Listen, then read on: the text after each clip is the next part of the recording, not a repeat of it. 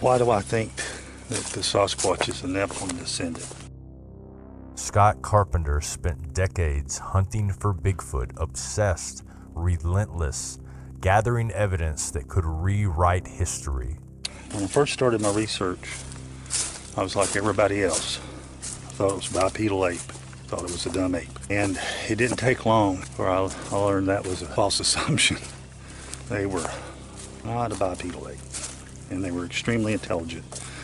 David Plotty's research group, we started getting the DNA using hair samples and stuff, and then that came back. Mitochondrial started coming back human with unknown nuclear. And then the weird stuff started happening, which always does. But it was spiritual in nature. It was orbs. It was, I don't know, I hate to use the word demonic. It was spiritual. And some of it was demonic. But there was, they followed me to my house. There were orbs starting to show up at my house. There were spirits were messing around at my house. But truth comes at a cost. Some say he got too close and paid the ultimate price. Had gone in where there was problem Sasquatch. They used the dog, tracked down the infant, and captured the infant. When the adults Sasquatch attempted to rescue the infant, hunters would open up on the Sasquatch as they attempted to come in and do the rescue. Now Scott Carpenter's son is picking up where he left behind. The longer they do it, the longer they research, the more out there these Bigfoot get. But there are some things that are just paranormal and we don't have answers for. And I stood upon the sand of the sea and saw a beast. Rise up, rise up, rise up, rise up.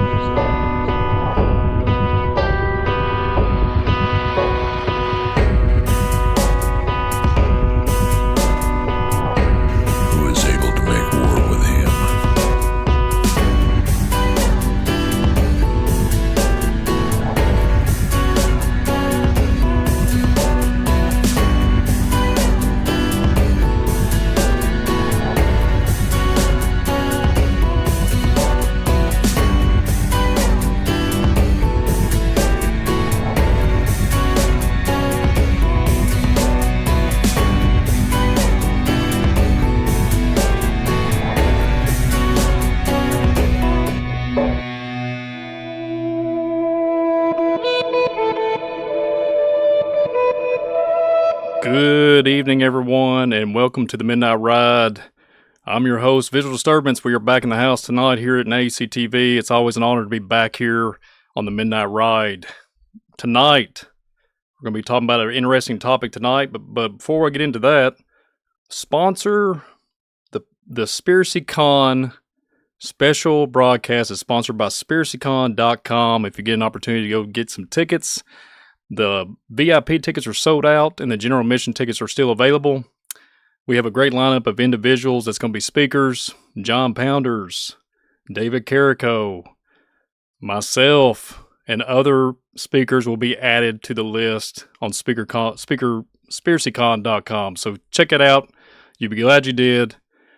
And looking forward to that on August the 22nd, 23rd, Cave City, Kentucky. Be glad to have you all out there and get to join us for his first SpiracyCon that we're going to be hosting in August of 2025.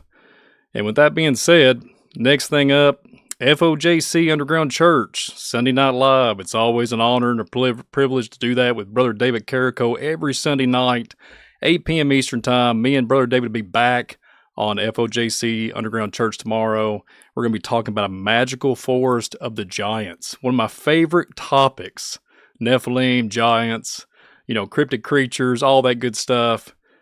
Awesome program tomorrow. We got some show and tell, got some footage that I've taken, and I'm going to take you on a little bit of a tour of this forest not too far from me. So tune in tomorrow and check it out, 8 p.m. Eastern Time.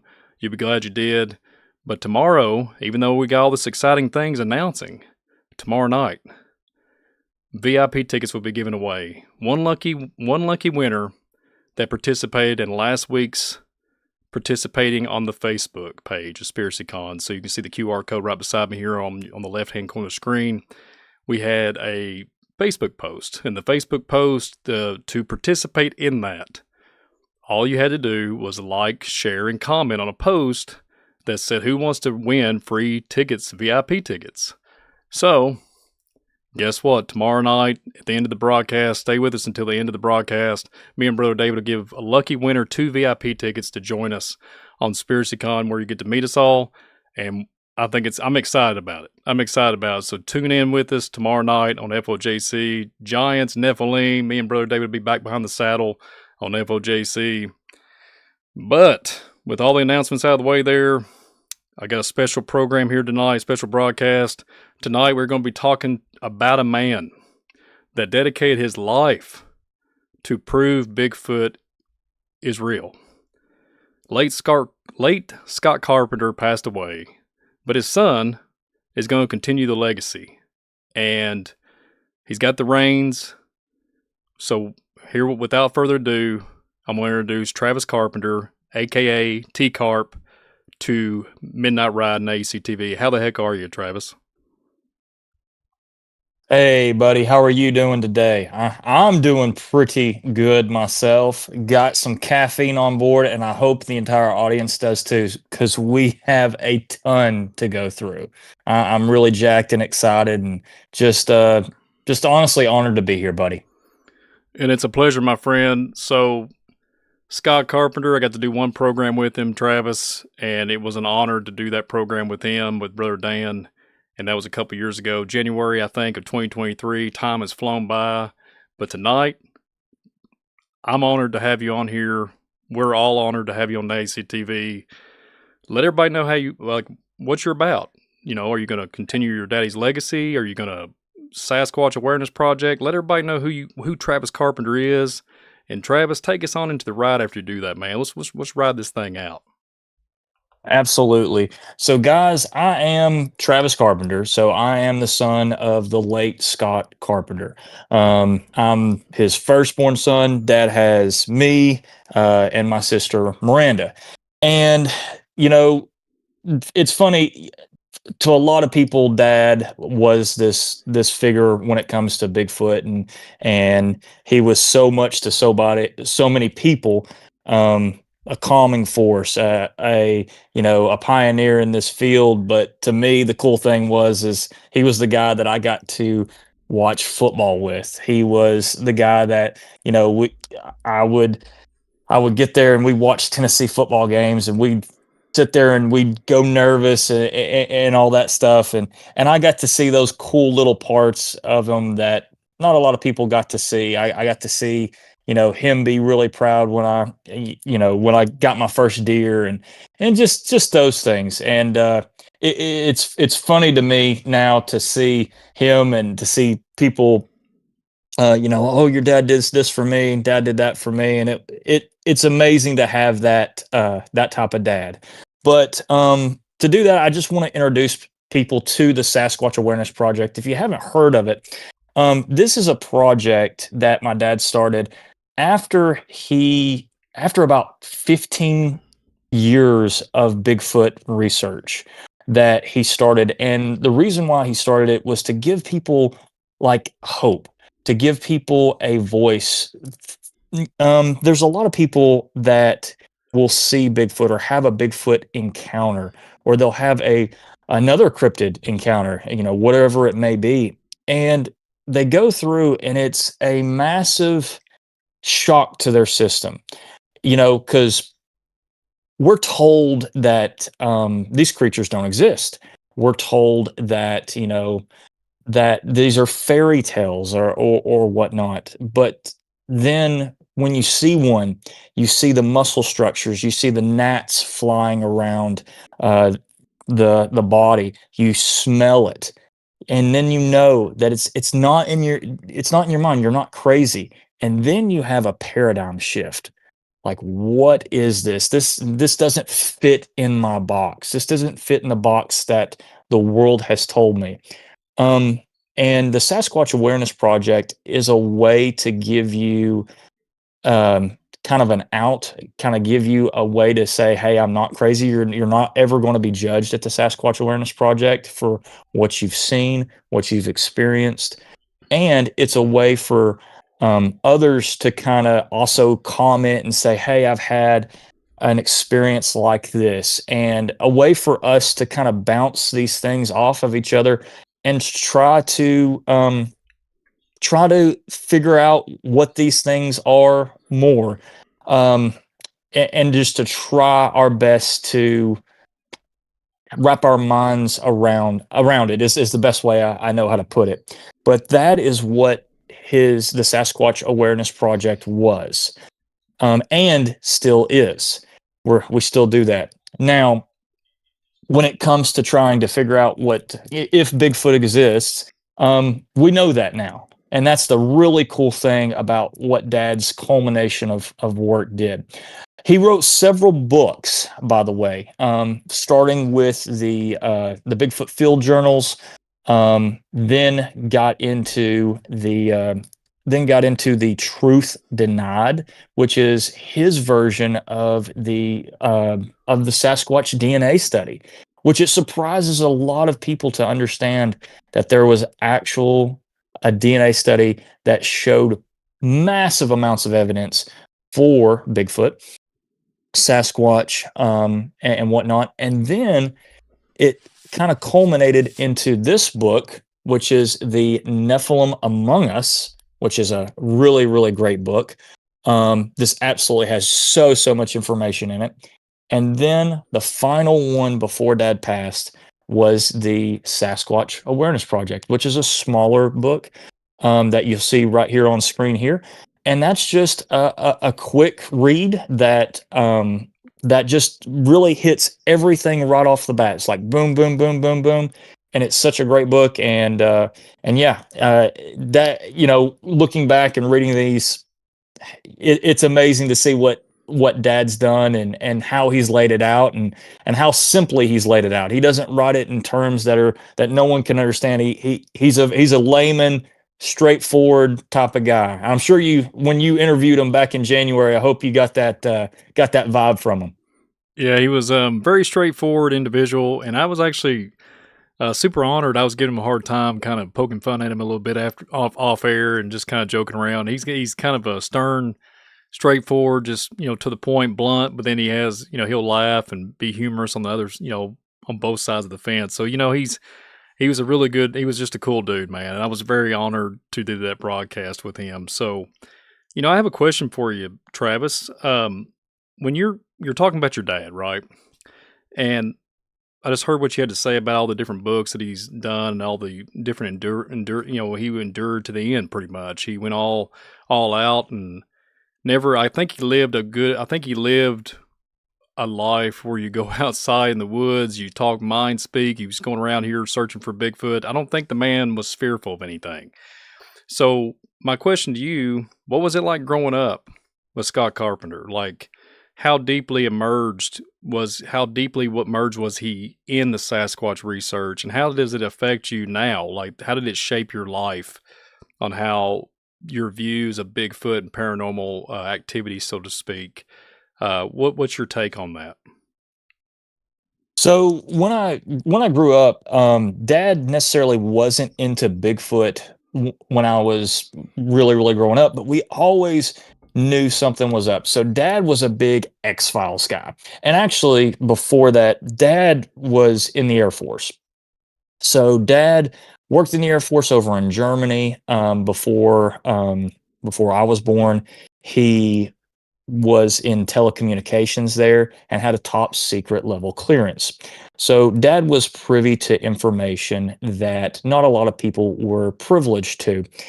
And one of those things is he heard some things, obviously, and like I said, was privileged to information that not a lot of people were.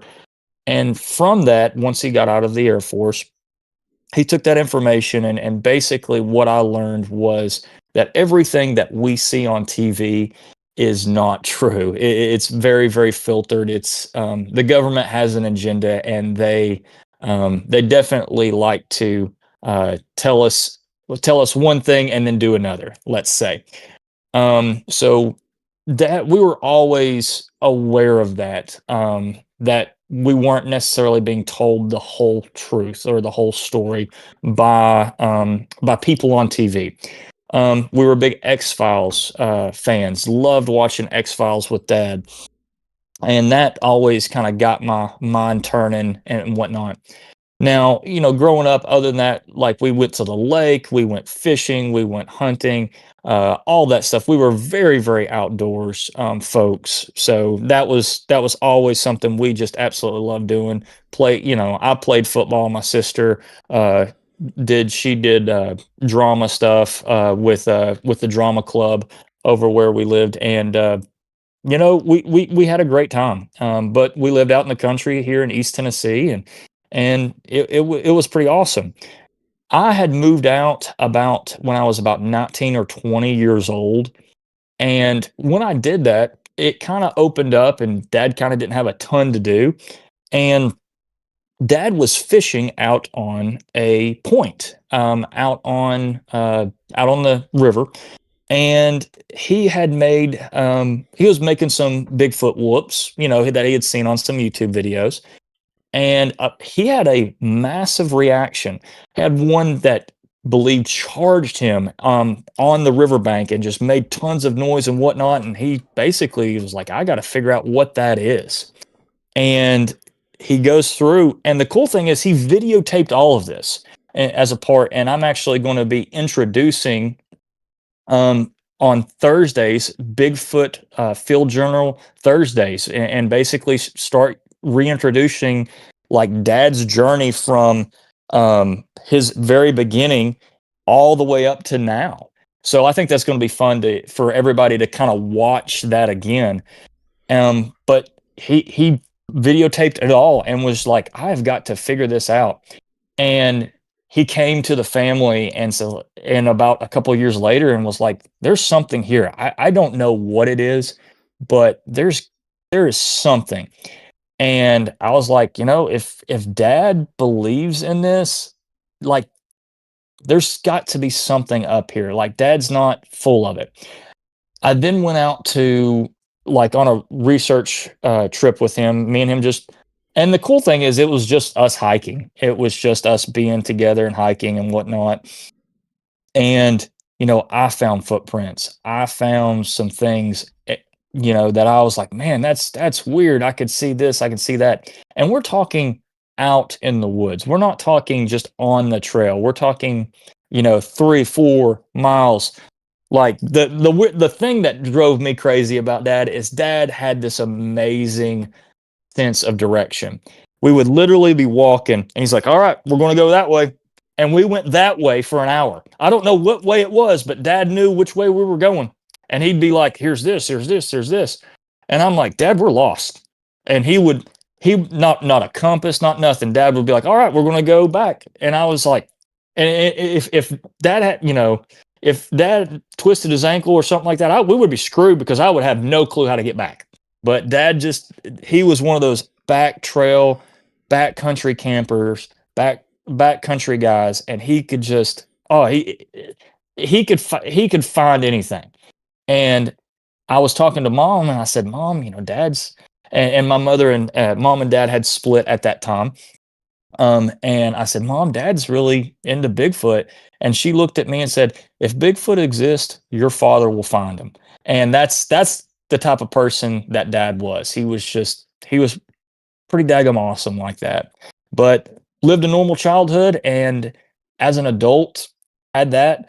My wife, though, was really had a good discernment. And my wife early on said, Travis, I don't know if we should be doing this. And I'm like, what are you talking about, babe? And she had the foresight and the intuition, the God-given intuition to say, if these things were meant to be found, these things were meant to be, researched or whatnot, I think God would kind of make it a little bit easier. And I blew that off. I was like, oh, whatever, babe, whatnot. But later on down the road, she turned out to be pretty right. And we'll talk about that later on in the episode. But, growing up with Dad, it was very, very normal, very, very outdoorsy. He didn't start the Bigfoot stuff until I had gotten older, and when he did, it was one of those, like, people would make fun of us a little bit. I have a friend that kind of laughed at it a little bit, and now he's a full time believer as well, because it's like, man, I cannot believe that your dad did this and did that, and it's been amazing to see the full circle, like the amount of notoriety and people that dad has touched, even in the small community we're in. It became, oh, dad's looking and researching Bigfoot, to, oh, wow, I've had this experience, this surgeon's had this experience, someone else has, oh, dad's on Finding Bigfoot now, oh, dad's on Survivor Man Bigfoot now. We've got all these things. Oh, he's speaking at these conferences. He's at the Bigfoot conference in Gatlinburg. I mean, dad just kept going and it kept exploding, and it was one of those things to where it was like, wow, that's my dad. Like, it just made me so proud. It was pretty cool. So I don't know. It was just the coolest thing ever to be Scott Carpenter's son. Well, let's just face it, Travis. He was the guy that pioneered the back trail camera on his shoulder, right? He's going around filming everything, picking up portals, picking up Dogman, Sasquatch, Bigfoot, you name it. Cryptid creatures all over his woods where he was migrating around. And don't you have a video, brother Travis, about that your dad with the trail camera? Yeah. So the cool thing is I had found a video of that and I sent it to you. I kind of want everybody to understand, like, how cool dad was and how layman he was. Like, we grew up, like I said, so poor that a lot of dad's research stuff just came out of necessity. It was like, hey, I need to do this or do this. But I'm going to let dad tell you how he did it in his own words.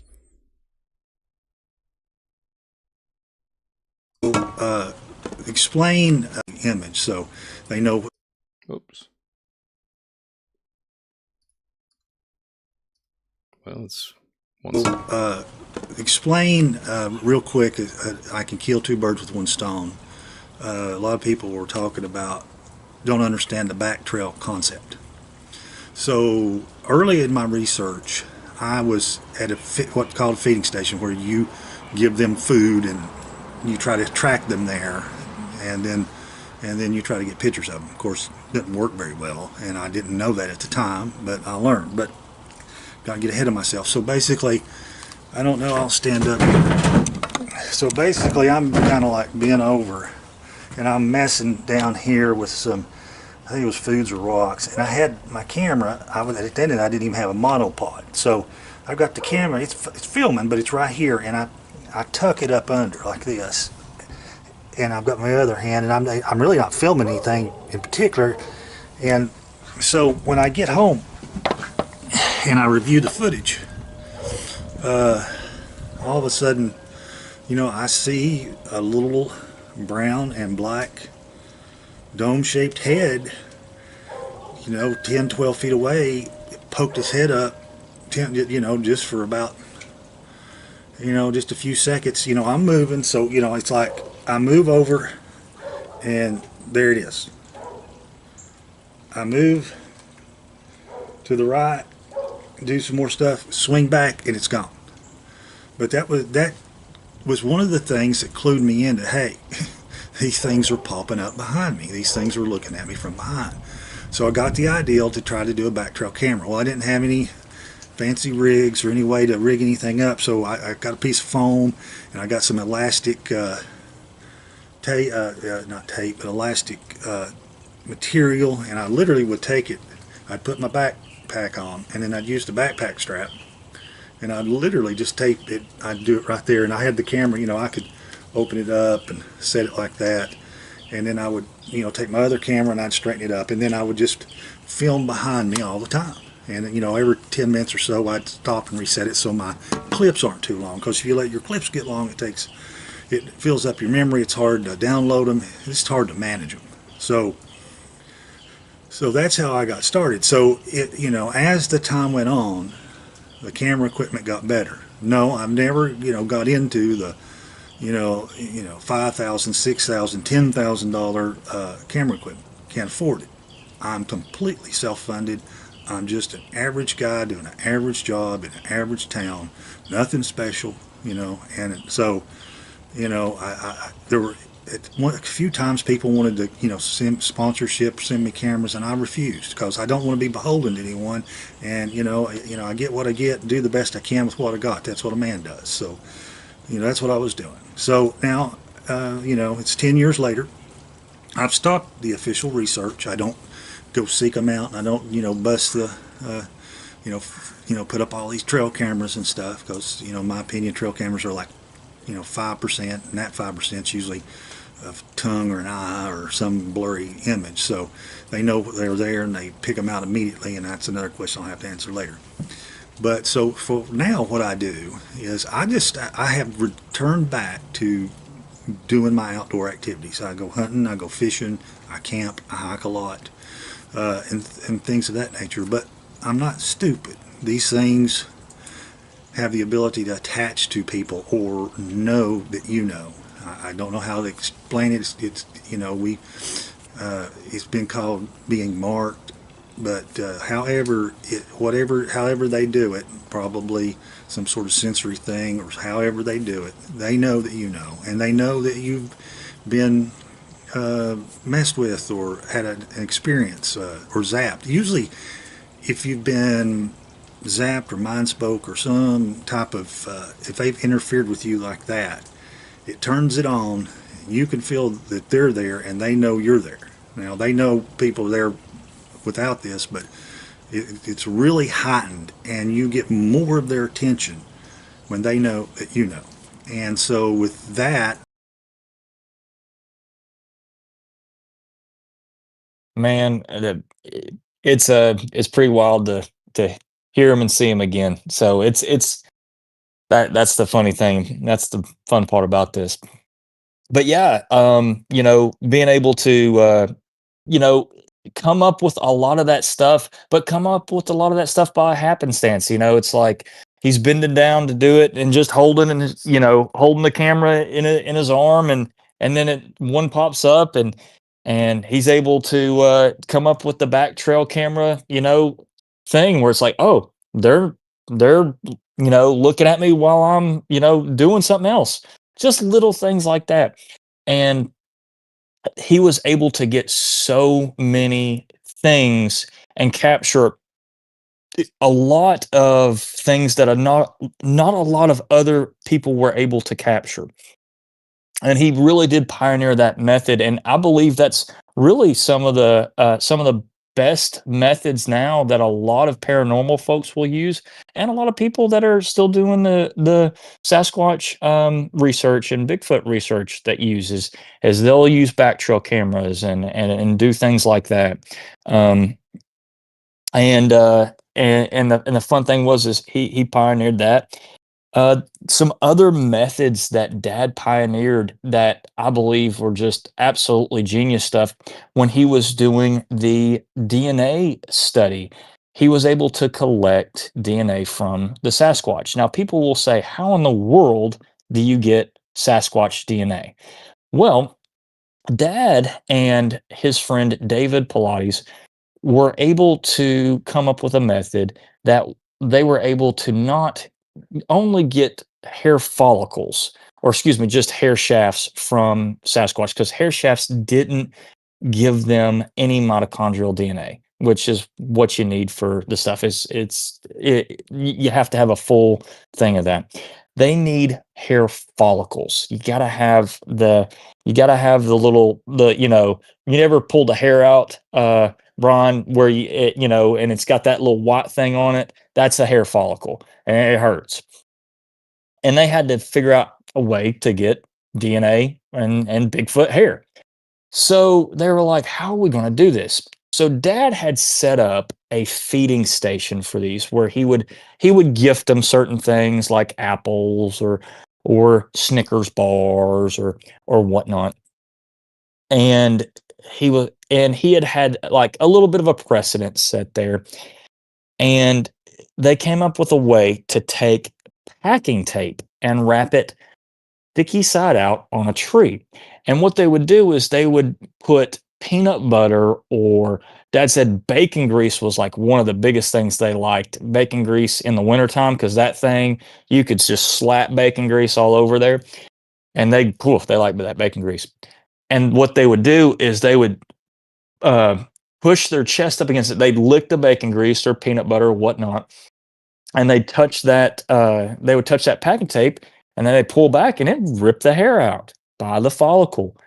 And voila, you had Bigfoot hair and Bigfoot DNA, and just little low tech things like that were things that he pioneered and was just able to do, and just think outside the box. And be very straightforward with folks too, and tell people, is like, he's a regular Joe Blow. He said, I'm a regular guy from a regular city, just trying to figure out what these things are. And I think he did a great job of that. And just by just the little things that he pioneered, that people were like, that's genius. That's just like duh things. And it was just, dad did it out of, sheer necessity, but just the little brilliance of that. So awesome. I'm pretty biased toward that, obviously. So I'm going to call his stuff pretty brilliant. Well, I remember Travis having him on that show, and I talked to him about 4K cameras, 5K cameras. I was talking to him, hey, you got a 5K?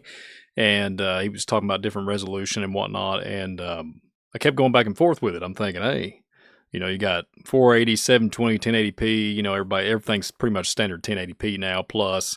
And we was talking about resolution, light spectrum, and different things that his cameras would pick up without his perception of his eyes.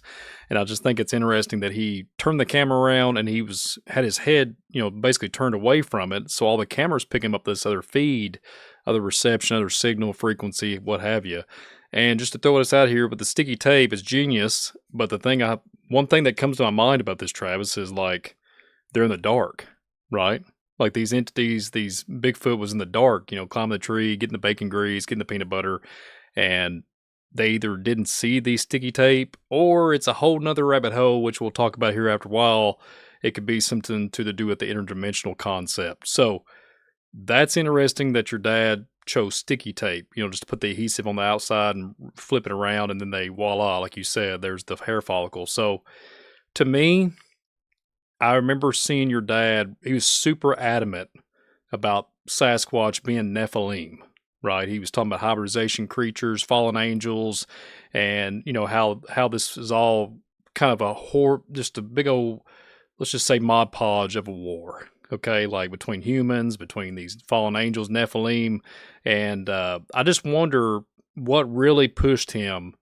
Was it something when he served? What really pushed him to pursue digging down deep and trying to capture these entities? It just makes you really ponder what, before you even came along, what really pushed him to make that, his last thing he done, right? That's what he done. And unfortunately passed away, but there's a lot of things we could speculate and talk about that if you feel comfortable in talking about it. But it's very compelling to me. Very interesting that, there are a lot of Bigfoot researchers out there. A lot of people don't even know about the connection with the Nephilim, the giants of old, the Genesis 6 narrative. But your dad was like at the forefront of that. Like he was merging with, Bigfoot, enthusiasts and Bigfoot researchers that didn't have any clue for years what the Nephilim was. And he's out there just searching them in his backyard. So very impressive. And my hat goes off to your dad for sure, because he's way before his time, my friend, way before his time.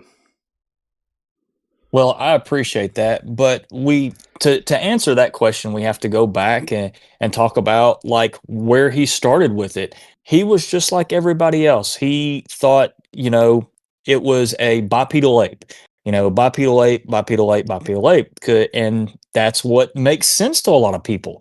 We don't think of Bigfoot as having a spiritual component to it.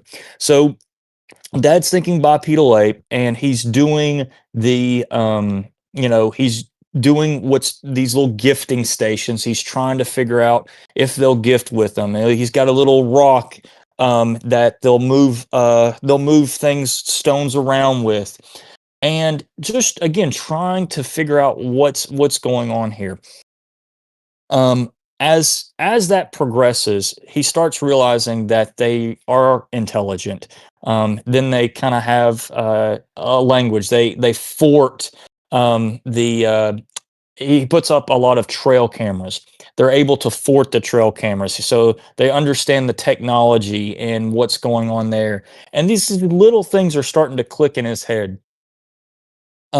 Then he does the DNA study with Melba Ketchum and Dave Pilates and whatnot. And what happens is the DNA comes back, mitochondrial DNA is of the mother is human, and the nuclear DNA of the father is unknown. And so much unknown that like they have full or 3 full genomes worth of it, and it's unknown still to this day in GenBank. So that kind of is like what is going on here? So it's a human hybrid of some sort. And then Dad starts to have a lot of paranormal activity around his house and in his house. So much so that, I mean, we're talking crazy weird stuff. That you see these paranormal movies or these scary movies, and where you have black figures in the corners and things like that, or there's water feet all throughout the house and all that, or poltergeists and things of that such. All of those things started happening at Dad's house, and it's like, all right, this needs to go. There's something here, almost to the point where, and actually they were starting to mess with the neighbors. They would follow them home, and the neighbors were having issues. And this was confirmed to me by a neighbor that came up to me at the Smoky Mountain Bigfoot conference, and I asked her directly. It's like, hey, do you remember this? And she says, absolutely I do. So neighbors having issues, and there was just a spiritual thing to it. And Dad finally, he was talking to some paranormal folks, talking to like the one that does some like ghost hunting, or I believe Nephilim hunting now, but some ghost hunting stuff, and talking about them following them home and actually praying and rebuking them away. And when Dad rebuked them from the 4 corners of his house, he went to the 4 corners of his house and rebuked them, all the paranormal activity stopped. All the Bigfoot stuff, like them following him and doing that, stopped. And you can't rebuke a bear. You can't rebuke a mountain lion. You can't rebuke, things like that. The way Dad put it was, if you try to sit there and rebuke a grizzly bear, you're going to get eaten. It doesn't follow a spiritual component. But I think he had a friend in Alaska that was a spiritual guy, but he wasn't a Christian, but he had a friend that was, and they had an experience with Bigfoot, and this Bigfoot meant business and was going to attack them. And while this guy's up in Alaska, this Bigfoot's coming at these 2 guys. And the one friend that's a Christian starts praying, in the name of Jesus, please protect us. And, the Native American guys, he's again spiritual, but he's not a Christian. He's sitting there with his eyes open watching it. And he says there's a flash of lightning, or a flash of light happens, a big loud sound, and the Bigfoot disappear. So you have that anecdotal evidence happen, and that story told to Dad, and then you have his own experience with the paranormal stuff, and then you have the Melba Ketchum, the DNA, whatnot, and it's like, this thing is spiritual. This has a spiritual component to it. And then he gets plugged in with people like Chuck Missler, like L.A. Marzulli, like Rob Skiba, the late great Rob Skiba, and they're all talking about this Nephilim stuff, and it's like, wait a second. These Bigfoot are related somehow. They are descendants of the Nephilim. They are Nephilim. they've got that component with it, and it fits that biblical narrative that, and we're all, and we're Christians. Dad, we grew up in church. Dad taught us that, and it's like it all just fits so well and so perfect, and it's like this is what it is. And like Dad tells everybody, it's it's almost like you couldn't necessarily start there. You had to start at one spot, and the Lord had to kind of take him through that, because his brain wouldn't have been prepared to fully understand exactly just everything right off the bat. And I believe he was able to kind of help and walk people through it. And now I believe we're at the point, society wise, especially cryptid and cryptozoology wise, like it's not only things that are talked about. This is a big part of what the Bigfoot community as a whole can really hang their hat on. It's like you've got the big hairy ape side, you kind of have the Nephilim side, and that's kind of your two options and two avenues. And I think the really awesome, cool thing is before Dad, there was only that one, oh, it's a big hairy ape, type of avenue. I believe Dad really helped, like you said, pioneer that Nephilim avenue of it, and partnered with, like you said, tons of people like yourself and whatnot, and just was able to really get this out there for folks. But with the Nephilim part of it, that breeds into a lot of other creatures that a lot of the Bigfoot folks won't talk about or haven't talked about beforehand. And then it's like, oh, you've had this experience? Me too. And then it just gets into a whole lot of other really cool, wild things. It's interesting that you bring up the biblical narrative. So, have you ever heard it's a lot of people are speculating a lot about this. There's a lot of, but I'm not saying it's speculation. Just hear me out. So, did your dad ever talk about Esau? Esau in the Bible, the description of the hairy description, right? The red fur, right? The meaning like hairy garment. Did your dad or you ever talk about that? There's a lot of hype going on. There's a lot of different communications online. People are commenting back and forth, and this is kind of a new thing to bring into light here. But if you want to go down the rabbit hole of conspiracies, they're saying like a Sasquatch-like creature with a hairy garment fuels speculation of like Esau resembling a large furry covered humanoid. What's your take there, Travis? The one thing about Esau is, it's definitely Esau's the twin brother of Jacob, I believe. Is that correct? Mm-hmm. If I'm biblical narrative on that. Sold his birthright and whatnot, and he was so hairy that Jacob took a goat skin and wrapped it around his arm, and showed his father, and his father believed it.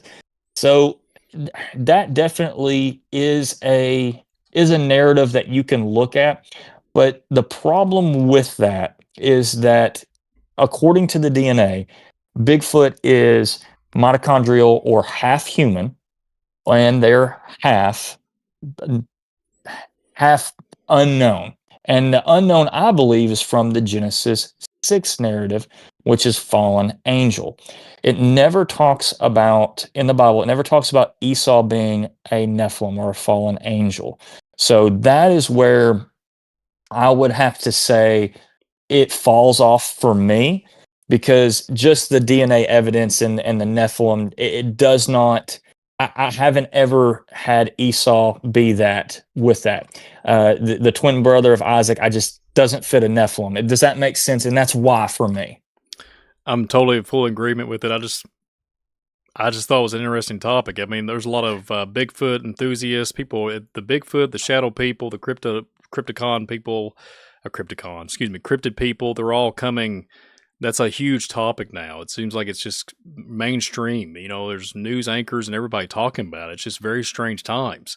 And speaking of strange things, you have some slides here talking about the stuff that your dad has found, portals, different types of looks like Yeti, Sasquatch, white, so-called, it's like a white Sasquatch, a dog man. Yeah. Do you want to show some of them there, Travis? Yeah, let's go ahead and show some really cool things that he's caught on back trail cam.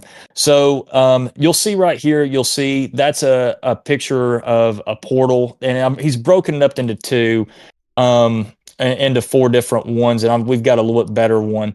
I really want folks to see some of the pictures too that he's got. So let's change it to the next one real quick, Brian. That's one that he got. So if you can see these Bigfoot, these, these Nephilim or descendants of the Nephilim, you see how they're all have different types of traits. You can see this one's kind of look weird. It's got like a gray skin, black face, whatnot.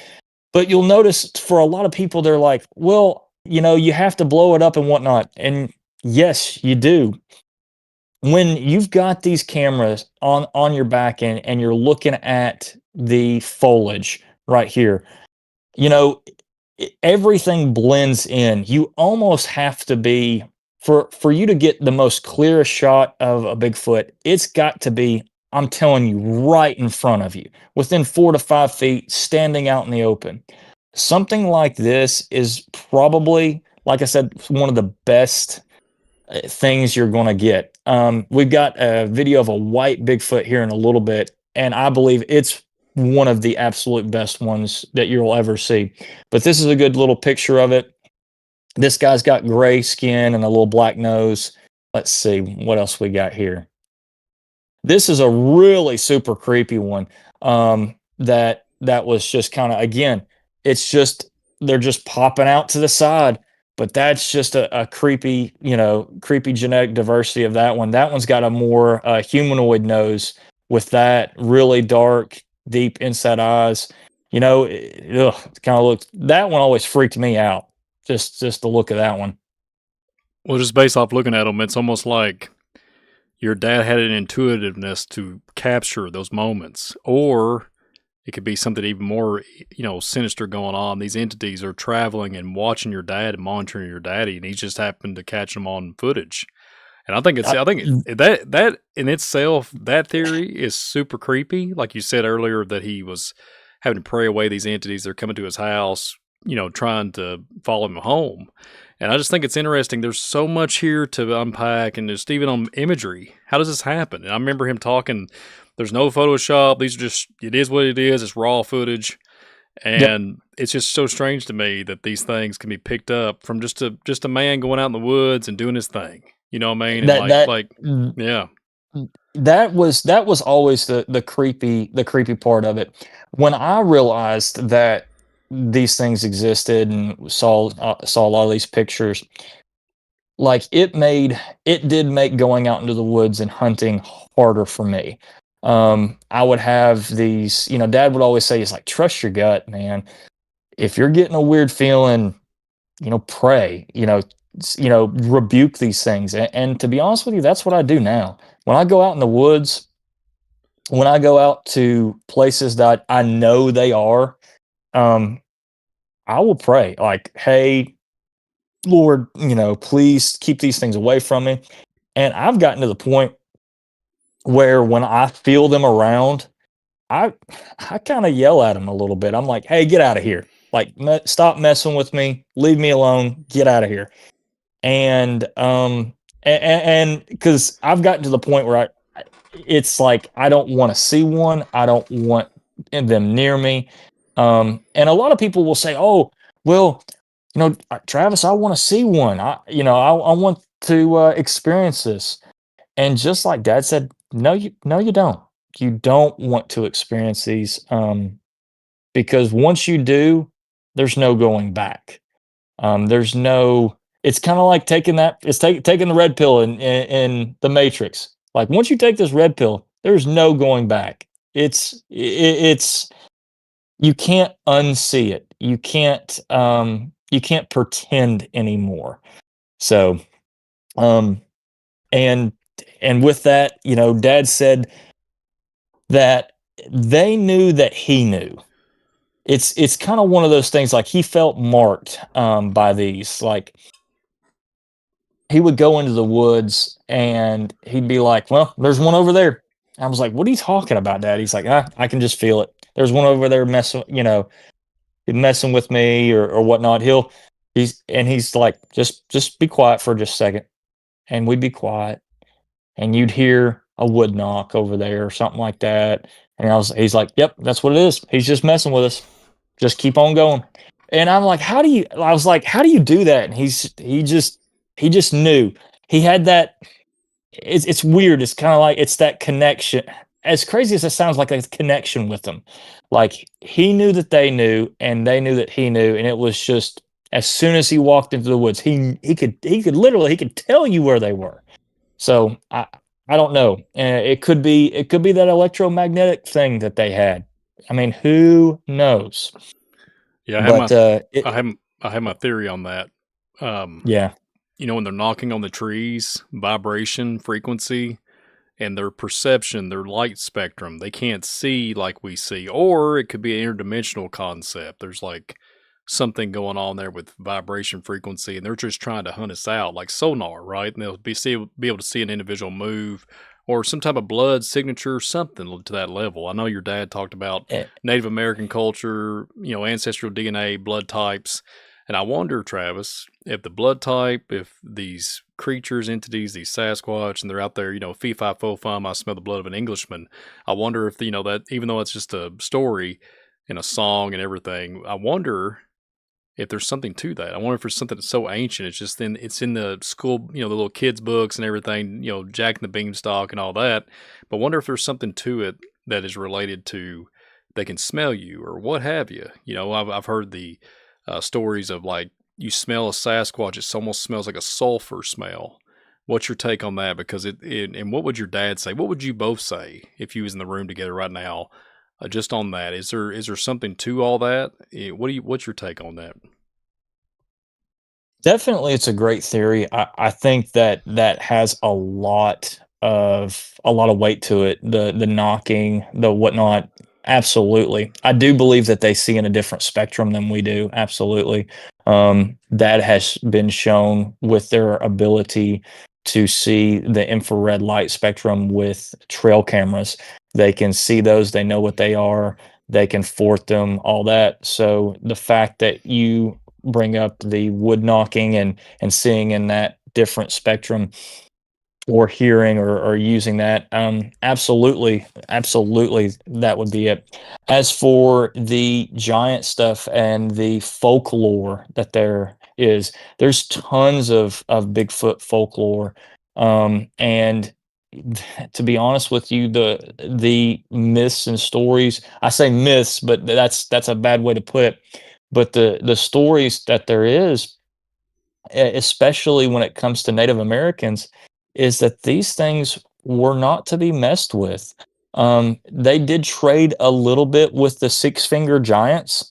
And it is also said that one of the reasons why they do the howl and they hold up the hand was to show you that they have five fingers. They didn't have six. That's one of the legends out there with this. And because the Bigfoot, the Bigfoot, the hairy man of the forest, they would be, like you said, the they would be cannibalistic. I say cannibalistic, because they're a human hybrid, that they would eat humans.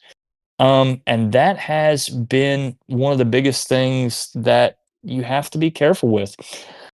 I think David Pilates does a great job in the Missing 411 of telling you these, and giving you actual reports and news reports of what the facts are with these missing people in places like the Great Smoky Mountains, out west, all these things. And it adds a level of soberness to this topic, that a lot of people will get into this and think, "Oh, let's go Sasquatch, let's go Squatch, and this is fun. This is a family thing." Um, Guys, no, it's not. I remember listening to the interview that you did with Dad in January of 2023, and I believe he really hammered that home with you and Dan and whatnot. And it's like, this is not something that is a let's go out on the weekends and take the family thing. This is not that. These things, these things are dangerous. And they don't have a sign on them that says, I'm a good Bigfoot. I'm a bad Bigfoot. It there's just so much with that. But again, to your point of the fee fi fo fum, I smell the blood of an Englishman.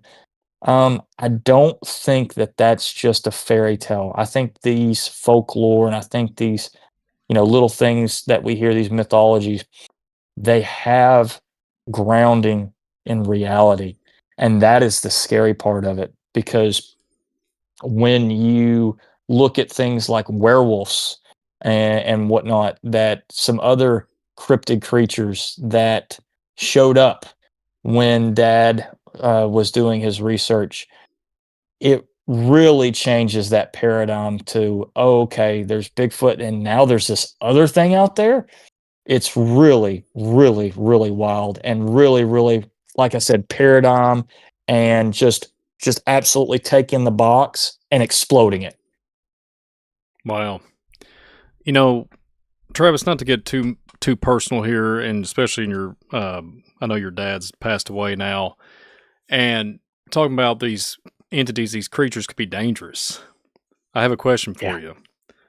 Do you think the day that your dad, I think I remember him doing a YouTube report, and he had a broadcast or a video talking about what happened. He had either an encounter, his EMF reader was going off, his individual beside him, his didn't go off, and then your daddy, unfortunately, after that had a really severe headache.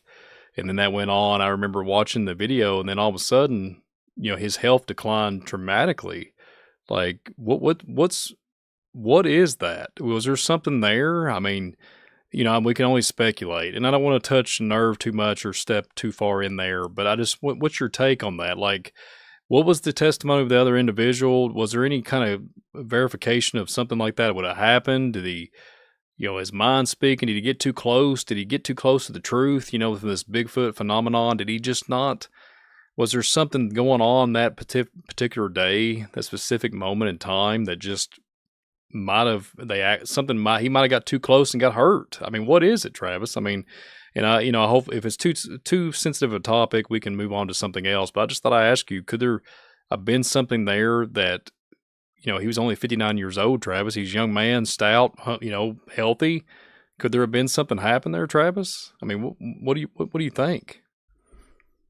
Again, this is going to be pure speculation, but what happened is my father passed away from a massive brain aneurysm in the back of his head, to his brain stem. So the area that controls his breathing, just your basic body functions. And he was he had made me promise him. Actually, we met and talked about this in February after the interview with you guys, which is really wild.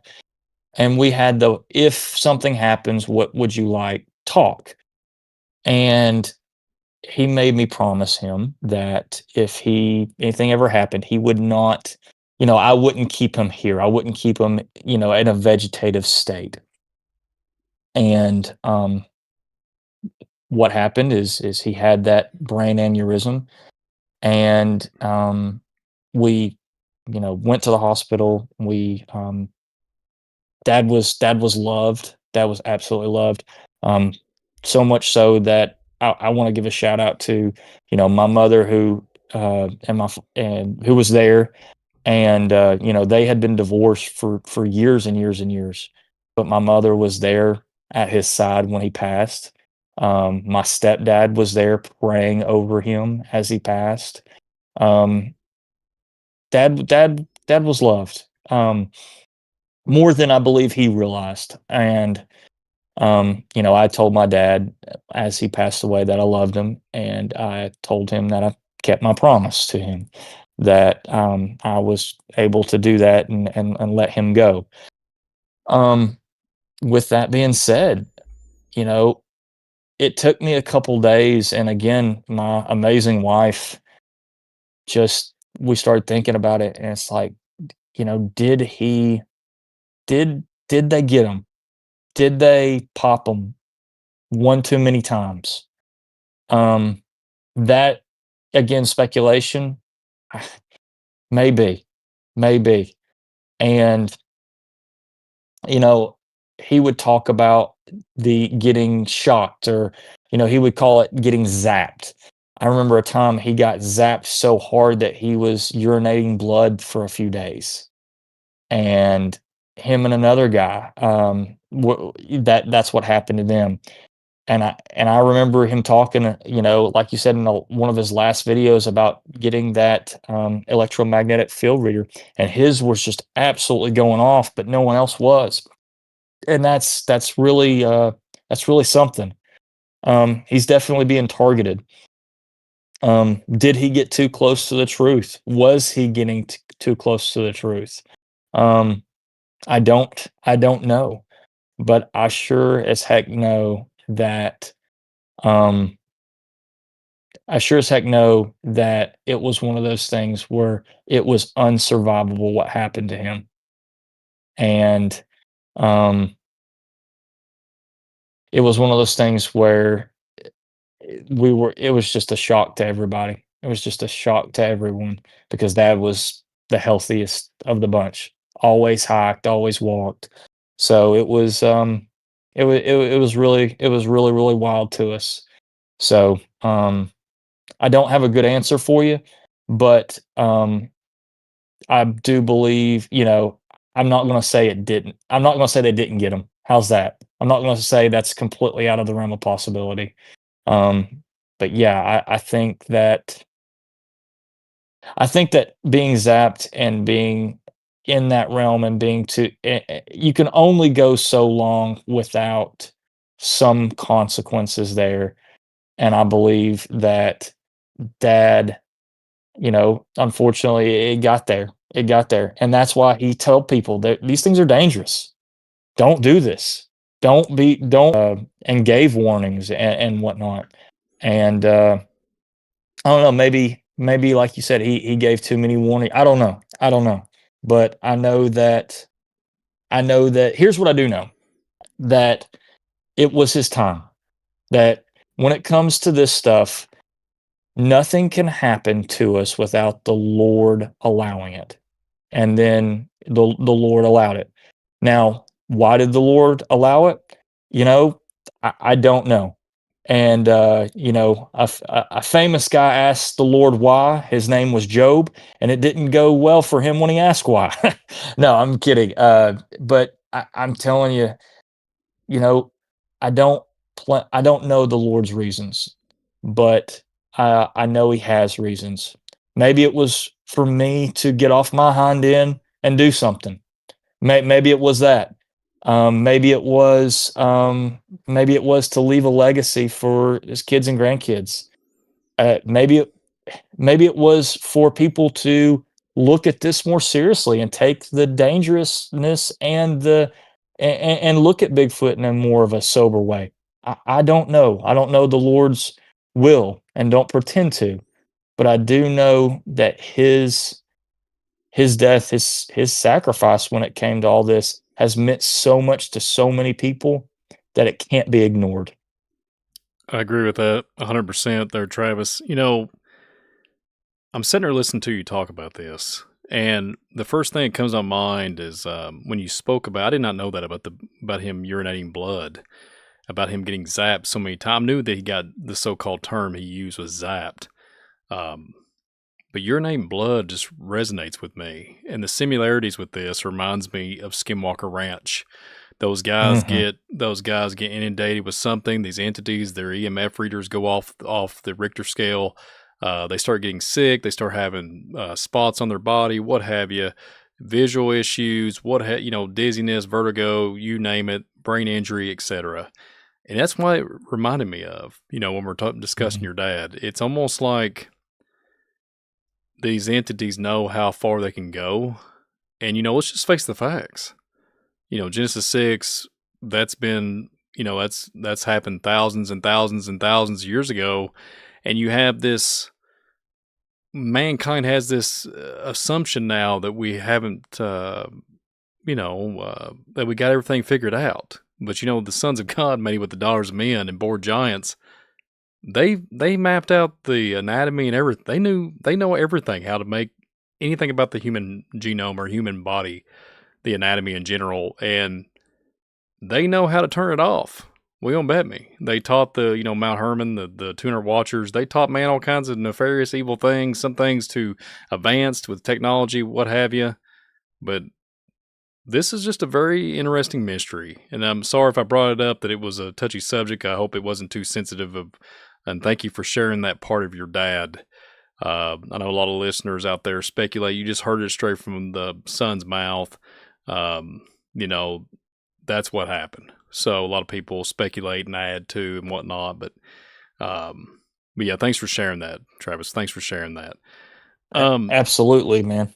Yeah. So some of these other slides, I'm interested in some of these slides that you have here to present for everybody.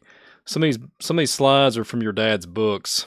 What's interesting to me, Travis, is the man could go out and strategically, like laser sight, pick where one's at, take the footage. He's even telling you out of your testimony, hey, there's one there, there's one here, I can see him, blah, blah, blah. And for somebody to have that intuitiveness, it reminds me, I keep hearing, you hear the terminology mind speak. It makes me think of telekinesis. It makes me think of, a three-letter agency referring to remote viewing. It makes me think of all these different things.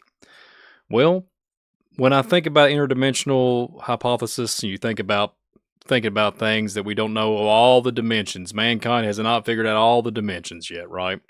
And there's I think I keep hearing anywhere from 16. I've even heard these lame, crazy, theories that there's like 200 or something. I mean, they just make up stuff. Heard there's 17 dimensional gateways, whatever you have it, light spectrum, brain activity. We're basically talking about, when they talk about astral projection and all these different applications with that involvement. This interdimensional concept to me makes me think, because that's where I feel and that it's headed to. I think that's where man is trying to figure out where these things and how they're manipulating and changing and darting in and out of the dark shadows, going in and out of the woods, location. I've said this many times on many platforms I've ran and done videos. I think location is key. Location. And your dad was one of those men. He's just going out there with no fear. He had no weapon formed against him. He's just rolling with it, right? And he literally, I remember seeing some of the interviews and some of the things he'd done toward the end, and he was talking about if it's his time, it's time. He would mention that many times. I think he mentioned one of the last videos he'd done on the channel that you have now, and I just thought it was interesting. He just manned up, went out there, done stuff that no man would go for. Like, there's a lot of Bigfoot researchers out there. There's a lot of people that's come to Conspiracy Con that are big in their occupation in this field of hunting Bigfoot.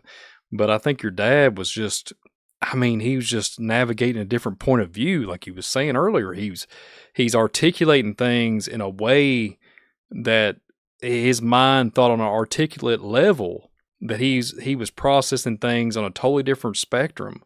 And I think that was like a gift. He's like being given a gift, and then not only given a gift, he's out here, praising Jesus, right? Praying against these entities. Don't come to my house, don't affect my family, protect all four corners of my home, And I remember some of the testimonies he would talk about. They come on the deck and try to do things a little tiny. I think he was talking about the children, smaller Sasquatch, and he's just trying to get them all to never come into his door. It's just really strange. And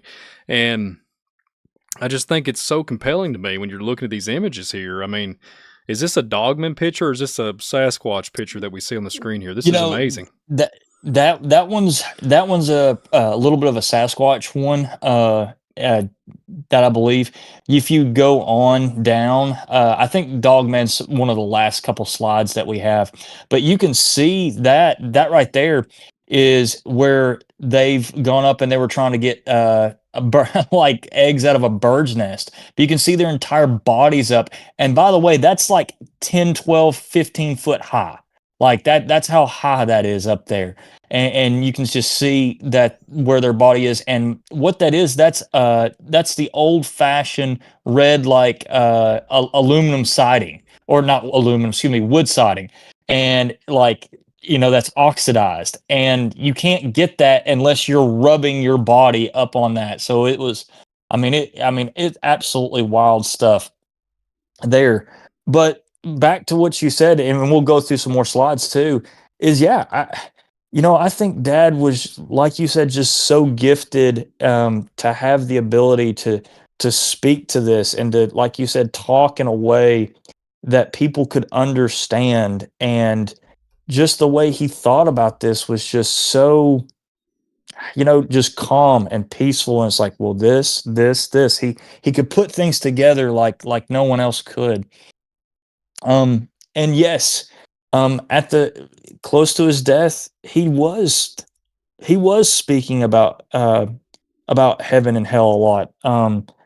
And I want to talk to you guys, on the Midnight Ride, something I've never said in public. There were some times that Dad had some really, really, really hard times. And every time that Dad would have a very hard time with relationships or whatnot, Dad would always go back to Jesus. He would always go back to Jesus, and he would always talk about, his blessed hope that he's not here. This isn't his home. And he would always talk about how he couldn't wait to go see Jesus, and how that he was a sinner saved by grace. And he would always talk about, in Matthew, that, that when he died, the Lord, he'd go be with the Lord. To be absent with the body is to be present with the Lord. And he said, Travis, these things can't do a thing to me. They can't do a thing to me. What is my body? It's like, what is my carnal body? Nothing. They can do nothing to me. And, once you have that no fear, like you said, you talk about that no fear, where you're going to heaven. There is no reason for fear. We have no fear. And he did. He was not afraid of death. And I pray that I will one day have that no fear of death. I believe I'm a Christian. I believe it. I believe in grace and in truth. I believe that when you get saved, your actions will show it. Things like that. Just man, I just remember that, like, in Dad's deepest, darkest times, that he always, he'd call me and we talk for hours, and it would always be about Jesus. It would always be about Jesus. It was never despair. It was never despair. It was always ended up in Jesus, and how he's a sinner, but he's saved by grace. And it's just I just want to make that a massive point to you guys, that if you have that, if you struggle with fear, you have, if you're in Jesus, you have no fear, my friends. They can do nothing to you. And that's why I'm not sad when I talk about Dad. I'll see him again. He's just the cool. I think of it as like, in about 40 years, we're going to hang out again and we're going to have a great time.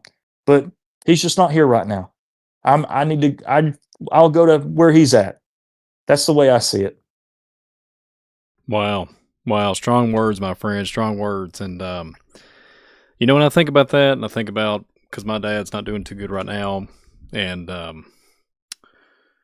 appreciate you for staying so strong, especially continue your dad's legacy it's actually it's poetic. I mean, whenever I had conversations with him and stuff, he would be very proud of you, bro. He'd be very proud of you, Travis. So, um, let's continue it. Let's continue it. Let's continue it. I want to pull back the curtain a little bit. I want to thank you for what you've done for me. You've told me some things that Dad said that has really helped and really spurred me on. The enemy likes to tell us things like, for me, it's like, oh, you're not your dad. You're not good enough. You can't speak with the eloquency that he has. You get your words mixed up, or you can't get your thoughts right, or whatnot. The enemy likes to play those games. But I go back to the words that Dad said and the words that you said. You when you told me that little thing of how he had said off air, it's like, I got a son, I really hope he picks it up. It's like just those little words that you said just spur me on, man. And I'm just so grateful for it.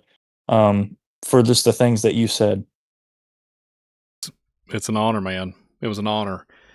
And so let's talk about more about these pictures. I really want to get into this and really want to focus on some of these imagery. I mean, you got this one that you showed me a while ago. This one was a blow my mind. If you think about the interdimensional concept, and you think about them scraping up the side, and could it just be affecting it in some shape or form, having some type of radiation signature, and the scraping the side of the siding, and it just is trying to get to the living creature up there on the gutter, the eggs, the bird nest. I mean, it's interesting. There's my take. Mm-hmm. Yeah, definitely could be. The circular part could be that. Could be them just kind of reaching over. Could be both. I mean, could be both. Switch to that next one. I want to show people. So this is a picture taken. How we were saying they came to his house. This is a picture taken of the back deck, and you can see on the left hand side you've got the mix of that of that face there, and then on the right you've got a composite sketch. And all Dad's done with that composite sketch is just taken one, flipped it around, and you can see that face. So you can see the nostrils, the eyes, and all that, and that's just them looking.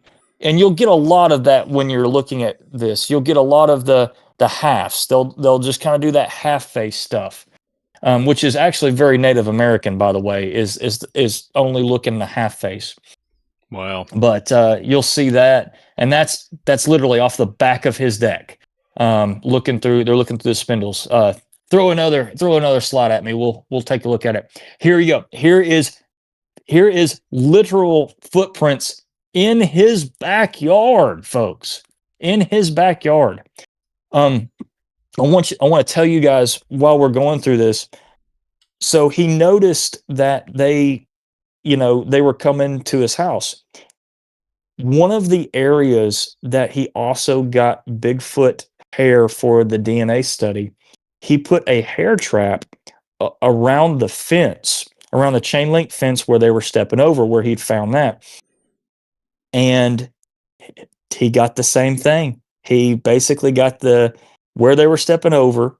He basically got Bigfoot short hairs, if I may, and they came out in the study as these human hybrids, and they got it not only from his house, but his research area and the Great Smoky Mountains National Park. So I thought that was really, really wild, and that proves, just like with Skinwalk Ranch and all that they follow you home. So I thought that was pretty wild there. I didn't know if you knew that or not. Yeah, that one's got me on that one. You got me on that one for sure. I'm just now kind of putting two together. I've heard bits and pieces, but you've literally just brought it all to me right here, just one big package here tonight. So this is a lot to ponder on, my friend. A lot to ponder on. I mean, if you look at look at that. Yeah, I know the size, right? Yeah, the size is massive, and that's what blows people's minds. Is when people say that they're 10, 12, 15 foot tall, you really can't comprehend that. And then you have this foot, and my dad is a large man. My dad is a large man. We're talking 6'2", 6'3". And look at the size of that foot. And that's a foot, like, and again, that's in his backyard. So, I mean, just wild. So, I've seen there's some of these locations not too far from me in a couple counties over in Kentucky that they show feet like that have been stuck into the ground, and it's like people are calling them petrified. They're volcanic activity, and I'm like, and there's no volcanic activity around here. And then, but the foot would be pressed into the granite. I mean, it was like somebody just carved it out, and it's walking across the field. And it reminds you of there's some type of field, like flooding or something to that level to turn the concrete into mush. There's mica everywhere. There's all these different materials and different things that's underneath the ground. I don't know, my friend. I mean, I really don't know how this can be pulled off. Heat element, something has to either get super hot or super cold, or maybe a little bit of both. And that's why I keep saying interdimensional. They come in and they're either radiating some type of signal, some kind of radiation, and just sit there and just put in the indentions in the ground, and they can just walk and move right at this certain speed, and you won't be able to see them. And your dad's picking it up and saying, "Hey, we got some feet. You got Bigfoot feet in my backyard." Yeah, that's what drove people wild. Is like, what do you mean they're in your backyard? It's like, they're literally in his backyard. And Dad, again, regular guy, lived in a regular town. We live in a rural town, but we're not that rural. I mean, this is Dad's backyard in the city, and that's they were falling to. So, that interdimensional aspect, we're going to we've got a few things with that I'm really excited to share. Yeah, I know. So, the only thing I can remember that I've ever seen that just leased in some kind of similar fashion. My uncle one time, and he lives, it's in the country, but it's in a subdivision. There was 2 footprints side by side in his backyard. And what was so strange about it, it looked like somebody had sprayed Roundup, killed the grass, and you could see the 2 feet, right? And he's facing his garage. But here's the thing, there was no drought. There was nothing burnt. There was there was like a campfire way out into like a couple acres down. There was nothing there to disrupt the soil or anything to do with fire, anything to do with any kind of poison or anything like that.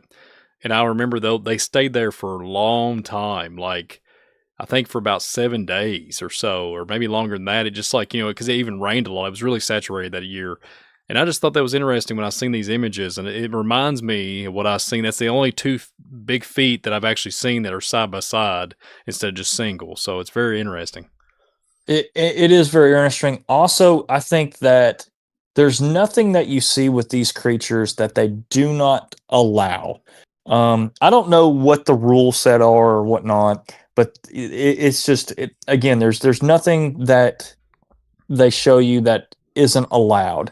So the fact that, like you said, there's 2 there, they wanted Dad to see him, which is just wild to me. This picture is a picture of the white creature that is actually in the portal. So you talk about interdimensionality a lot. With Dad believed, and I also believe, that these things are interdimensional. They do have that spiritual aspect that lines up with fallen angel technology, or angelic technology, where they can pop in and out of buildings or walls or whatnot, all that, and just like it talks about in the Bible, all the powers given to necessarily or associated with angels, they seem to have it. Now, some seem to have more of it than others. I think that's, again, the genetic diversity, depending on how much fallen angel, how much pure breeding there is. And there seems to be a breeding program. There definitely has been stories of them taking, women and whatnot and breeding with them. I still feel like that narrative is true. But this is a creature that Dad caught in a portal. And that's a close up of it. Look at that one on the right side there. Look at that cone head, man. Doesn't that remind you of those elongated skulls that L.A. Marzulli had looked at and talked about? Oh yeah, for sure. And it even makes me, not to be humorous here for this broadcast, but it reminds me literally of the movie that came out in the 90s, Coneheads. You know, Yeah, they really, no, and no, so absolutely. there you go. But the elongated skulls, this reminds me, this fits the profile for sure. For Absolutely.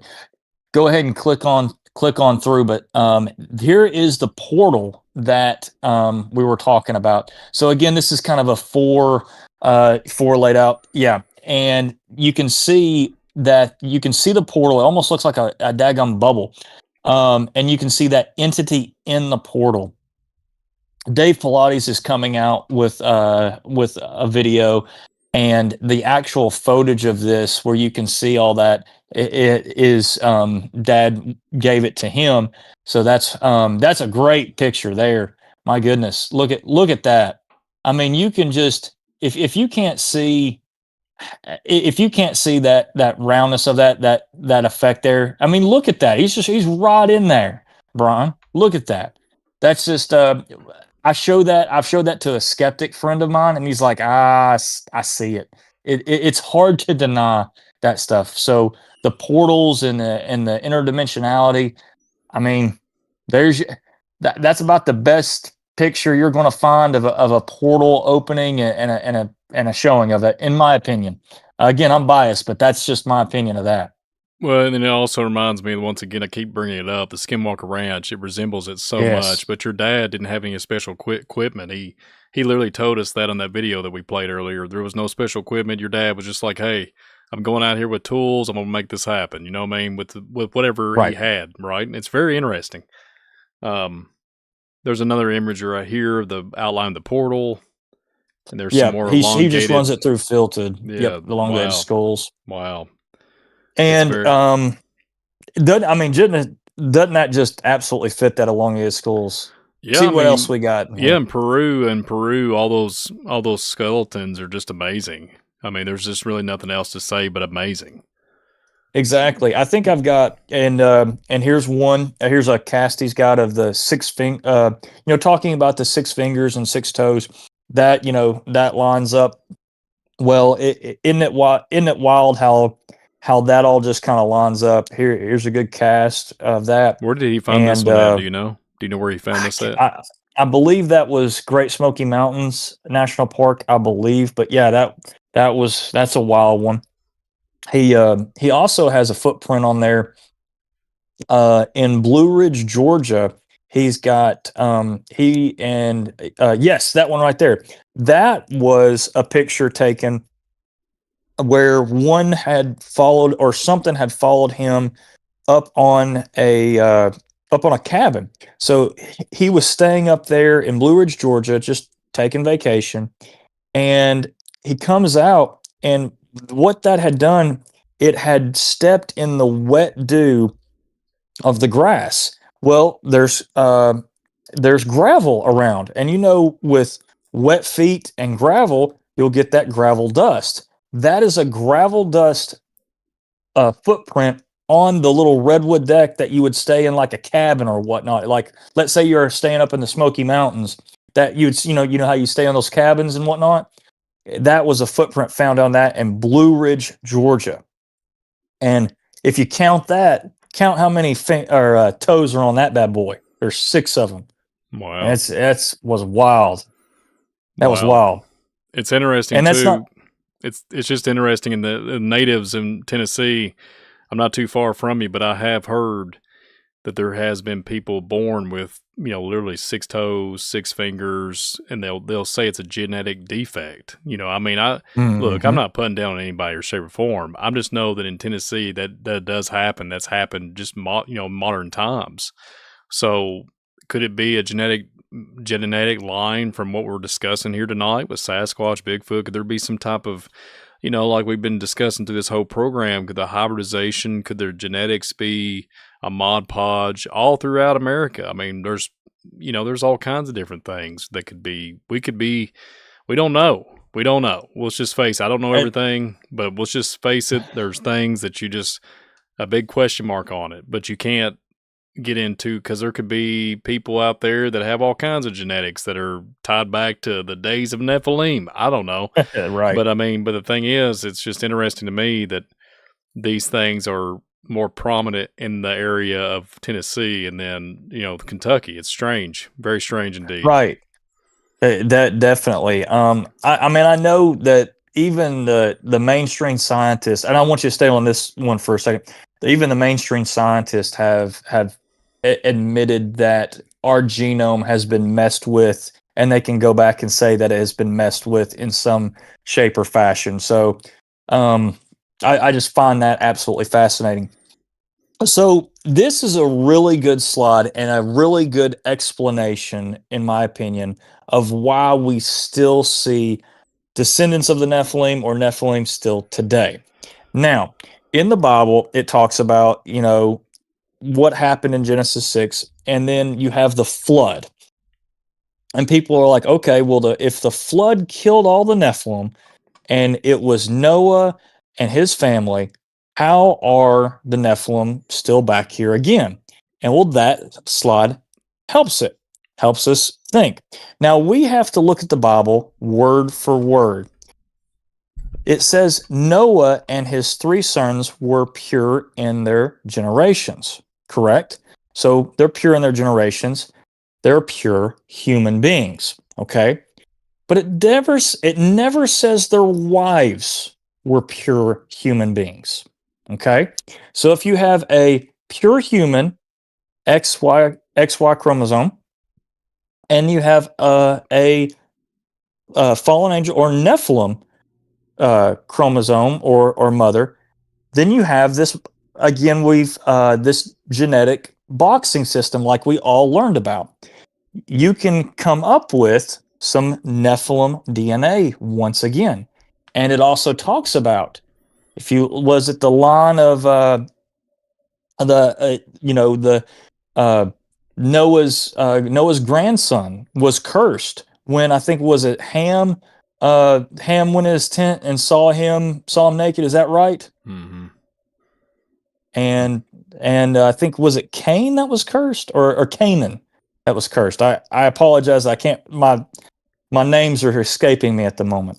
But that's a great slide that explains how that can happen, and then how you can still get some Nephilim on the earth again after the flood. Yeah, this to me is so telling. A lot of people, I've heard different theories, and there's different stories out there about Nephilim females, right? It's just interesting. It's interesting.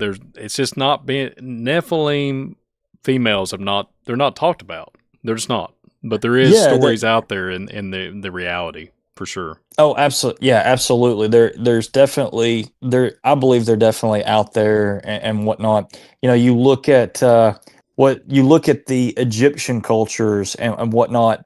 And you got to hand it to, the folks at Ancient Aliens. Man, they will get as close to the truth as they can without telling you the actual, Bible truth. So they're showing you these hieroglyphs and whatnot. And we all thought that these Egyptians were just wearing funny hats. Well, it might be they're covering up their big noggin. Their big noggin. Yeah. Exactly. And this is a great example of a regular human skull and then an actual elongated skull.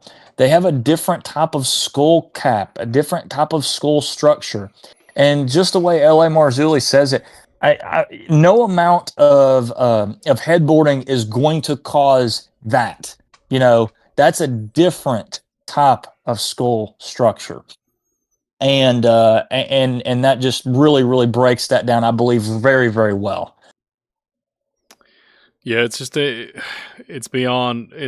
we're way down the rabbit hole than people think. If you think that things have not went on in different civilizations and what have you, we must be the most ignorant civilization that's ever walked the earth if we think that we're all high and mighty. Okay, that we have all the knowledge, that we know everything, our technological gadgets, AI is going to help us. We got to be foolish to accept that. Oh, we got to be foolish to accept that. Yeah. Well, we're extremely foolish if like you said, if we accept that stuff. So, absolutely. And why do you think, you talk to people, it's like, why do you think that why do you think that they do that? Why do you think that they do that stuff? That they give that they do those headboardings? Are they mimicking what they saw? These Nephilim were, men of renown, like great things like that. They were those things that they talked about. They did have great power and whatnot. So if something's, binding the heads, trying to make it look like these things, maybe it was because they were trying to replicate or trying to create some sort of false false status, let's say, or whatnot. Does that make sense? Oh yeah, I mean, basically they're just being fraudulent. They're frauding that they're the almighty little G gods so they can continue on. Yes. And let's just face the facts. If you want to get into a controversial topic, there's people that are ruling now that all come from these type of things where they do a lot of manipulation, and they're playing these little mind games and saying that they are from the Nephilim, but they probably just hijacked it and lied. Let's just say that. But yeah, it's right. interesting. But they claim to be. They claim to be. They claim to be to have this certain type of DNA and whatnot. I mean, the royals, the royals of a certain family that may be across the pond, they claim to be this. They do. They claim to be part God, and given by that, and there's a reason why they keep doing this interbreeding. Have you noticed that? And it's it's really, really wild stuff. It's really, really wild stuff. But it is all has to do with this fallen angel, this Nephilim DNA. There's something about it. Let's go to the next slide. See what we got here. Here's some actual gifts that were given to Dad at the very beginning of his research. That is a fully cleaned out falcon skull that he found on moss, like on the moss. And I'll let you know, like you just don't find those out in the woods. That was definitely given to him. The one at the bottom is some blue jay feathers that they would leave for him, like in the concrete by his truck. Like they would stick these blue jay feathers in the gap of the concrete. Just wild things. But I actually gave those gifts to the Blue Ridge Sasquatch Museum. So I gave that falcon skull and those feathers and all that stuff to them because if you want me to be honest with you, I didn't want it in my house anymore. I know that sounds to a lot of people that may sound strange, but I just in case, you know what I mean? Mm-hmm. It makes me think too about these gifting. It's like, could it be? That's almost to me. When I think about it, just right off the cuff, and to think about if I seen the feathers sticking out of the concrete, the crack and crevices of the concrete. It reminds me demonstrating of a child. It's almost like a child. That's what a child will do, like play around and, tear the driveway up or what have you, and it reminds me, maybe that's like what your dad would say on some of his videos. Like there was kid like Bigfoot walking around. Wonder if these gifts were from the children, from the adolescent one. Yeah, exactly. There was one in the neighborhood that, that basically Dad had figured out that he had followed Dad, and he must have been an adolescent because there was a pretty girl in the neighborhood, let's say, and this adolescent Bigfoot had taken a liking to her. and kind of pulled some peeping Tom tendencies. So much so that the police were called several times. And this 6 to 7 foot, it was described as black boy in a hoodie, jumped about 16 foot out of a tree, landed on his feet with one bounce, just jumped right over a 6 to 8 foot fence and took off, is what the dad said.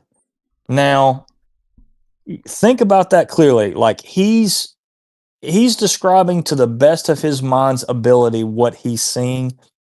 But if we look at it in the Bigfoot terms, is you have an adolescent Bigfoot that got a little worked up, let's say, and he started not paying attention and doing that, and basically got caught. And this is the police shining a light up to it, and he ran off. I think that was the pretty wild part of that, and that was talked about in the neighborhood, and that was a story that I asked a lady that lived very, very close to him. I was like, "Hey, did this happen?" She says, "Absolutely, it happened." So I thought that was pretty wild. Wild, that is for sure. Wow, yeah. I mean, There's a picture of that back trail camera. Yeah, it's just hard to process all this. I mean, you're just throwing out so much information, so many testimonies, and so many memories. It's just so hard to chew on all this at one time. It really is. I mean, the stuff is just way overwhelming. But I mean, I'm definitely can be. Yeah, I can understand why it could be. Yeah, it definitely can be, and it's, you say that. My wife was like, honestly, my wife was like, "How do you remember all this stuff?" And I was like, "Hey, this is just what me and Dad talked about. This is what, everything that you guys see, like on YouTube or saw beforehand. Like, me and Dad, the hours that we would hang out and just talk, we would talk about this. So anything that ever got thrown out on YouTube, man, it would be filtered 2 or 3 or 4 times. He'd tell me before just about he told anybody else. I remember when they were doing the DNA study that he had found the video of the dog man. Let's play that. Let's play that. Yeah, let's go ahead and play that, and I'll kind of walk people through it. We'll get that up there. But so he had this video of the dog man, and this is again on his back trail camera. And this is the dog man looped, by the way. This is a little bit of a loop of it. So this is about 6 to 8 feet above ground, and you can see this thing absolutely push its nose and its snout through the foliage, kind of looking at Dad. There's a bigger breakdown of this and some pictures where you can see the nostrils move. You can see the ear flop here. You can see there's something even on like the side of its shoulder here, like talking. All that, just the wildest thing ever. And he's like, "Travis, I've got this thing and I can't tell anybody about it." I'm like, "What do you mean you can't tell anybody about it?" And he's like, "We're doing this Bigfoot DNA study, and if we talk about dog man, it'll ruin the DNA study right now. We can't talk about this dog man." I'm like, whoa, dog man, what are you talking about? He's like, "Well, let me show you." And it just blew my mind. And because when you're researching Bigfoot and you find that these other cryptids are out there, these other Nephilim cryptids and whatnot, if you're not ready for it, you have to have time to process it. You have to have 2, 3, 4 months of processing time beforehand, and before you can just really come to terms with, these creatures exist. Werewolves aren't supposed to exist. They're supposed to be bedtime stories, remember? But just like the Fee-Fi-Fo-Fum, just like the giants, there's a lot of truth, wound into these fairy tales that everybody likes to say. And I just remember him, like I said, remember him telling me that, and me and him just both being like, what is happening? Like, what is going on? It's such a paradigm shift. Yeah, I mean, I'm going to share this at Spiracy Con. We're going to be speaking at Spiracy Con. Travis is going to be with us too. I actually have, well, it was a full-blown, in 2004, I got to share something at Spiracy Con. We'll share that for the public there, for the audience. And I seen Dogman one time, and it was in 2004. Not joking. It's crazy.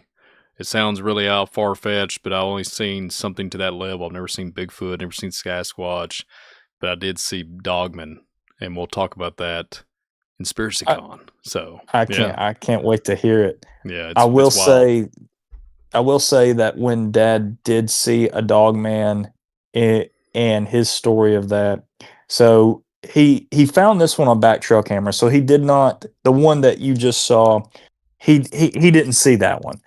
But when he was going out, yep, on that back trail camera. Now, when he was going out and getting hair traps and hair samples and wanted to do that, he went back to this area and he set up the hair traps. Now, while he was doing that, one jumped up on a tree. And this story, I'm so angry at myself that I didn't send you the video of him telling this story. So one jumps up on a tree, a dog man does, and is there, and Dad's like, "Oh gosh, there's literally a dog man like I said, jumped up on this tree and it's just on this tree and it's not looking at him, but it's there." And Dad had again, my dad was pretty poor. You know, we didn't have a ton of money. And Brian, are you a gun guy at all? Are you a pew pew guy? It's been a while, but yeah, I mean, I haven't. I'm gonna be straight up honest with you. I haven't shot a gun probably in years. But I used to go hunting. I used to go hunting as a kid. You know, hunting deer and what have you. But it's been a long time. Have you ever heard of a high point pistol before? For sure, yeah. Mm-hmm. So poor dad had a high point pistol, had a high point 40, and that's all he could afford. And for those in the that don't know what we're talking about, it's about the cheapest pistol you can get. I mean, it's a brick. And Dad was so afraid of shooting his foot off that he didn't carry around in the chamber. So which is terrible. Always carry around in the chamber, by the way. Anyway, Dad sees this this dog man jump up on this tree and it's grabbed onto this tree and it's looking like that. And Dad's like, all right, I gotta get away from this thing, but I gotta get this round chamber. So Dad, not thinking, he goes and he racks around in the chamber of this. And of course that high point's clang, you know, just the loudest thing you can think of. It's just clang, all that. And that thing that says, this dog man does this and just does this and just looks right at him. And Dad said that thing looked through him. He said it was the coldest, blackest eyes you'd ever seen. You ever seen, when you look at a deer, that's a mounted deer, when you look at the eyes of it, you know, it's like cold and lifeless and whatnot. He said, that's how this thing looked at him, just cold, lifeless, just stared right through him. And it scared him to death. You know, and he basically backed out. I mean, backed out for a good 10 minutes, called Dave Pilates, freaking out. Says, Dave, if I die, tell people where I'm at, all this. He calls his wife at the time. She comes and picks him up, and I got a chance to ask her about this story, and she's like, yeah, he was so freaked out that he was shaking so bad that she had to tell him, like, hey, you want to put that gun away for me? Because it was that bad. It scared Dad that bad. Now, he had seen a Bigfoot, but the dog man scared him half to death. And again, I believe it's that paradigm kind of shift. It's like these things are not supposed to exist. Like everybody can handle Bigfoot, but then you do of a dog man, it's like whoa, whoa, whoa, whoa, whoa. And everybody has their own little box. It's funny. In the cryptid community, everybody has their own little box. And if Bigfoot doesn't fit in their little box, then it doesn't that can't be right. And I'm saying there's no box here, man. It's wide open. There's so much that we don't understand and we don't know. And for you to have seen a dog man, I can't wait to hear that at Conspiracy Con, because that's the one thing that really scared the crap out of Dad. And he has every right to be scared. So you'll have to hear that story at Conspiracy Con when we show up on August the 22nd. So it's a doozy. It's a doozy. So yeah, this dogman that you're speaking of with your dad, it reminds me that it was either focusing on your dad like a piece of prey, like he's like Predator going bad here. And I'm thinking there's something to that, where he just stared through him and he just becomes so fearful and frightful, he just took off and started panicking, telling everybody, "Hey, I'm getting ready to get attacked, or if I die, you know, Yeah. the dogmen's, they're sniffing me out. Anubis came out of the cracks of hell. You know what I mean? So, Like yes. that's how trippy it is, right? It's absolutely wild. Yeah. So this And next picture right here, Travis, the first thing it makes me think of Michael Myers. I'm not kidding. Yes. You. Very scary. So these are, again, this is just the genetic diversity of these. And a lot of people are like, oh, there's one Bigfoot. No, there's tons of Bigfoot. You're dealing with a human hybrid that has its own language, it has its own tribes, has its own rule set and society type of thing that we don't understand.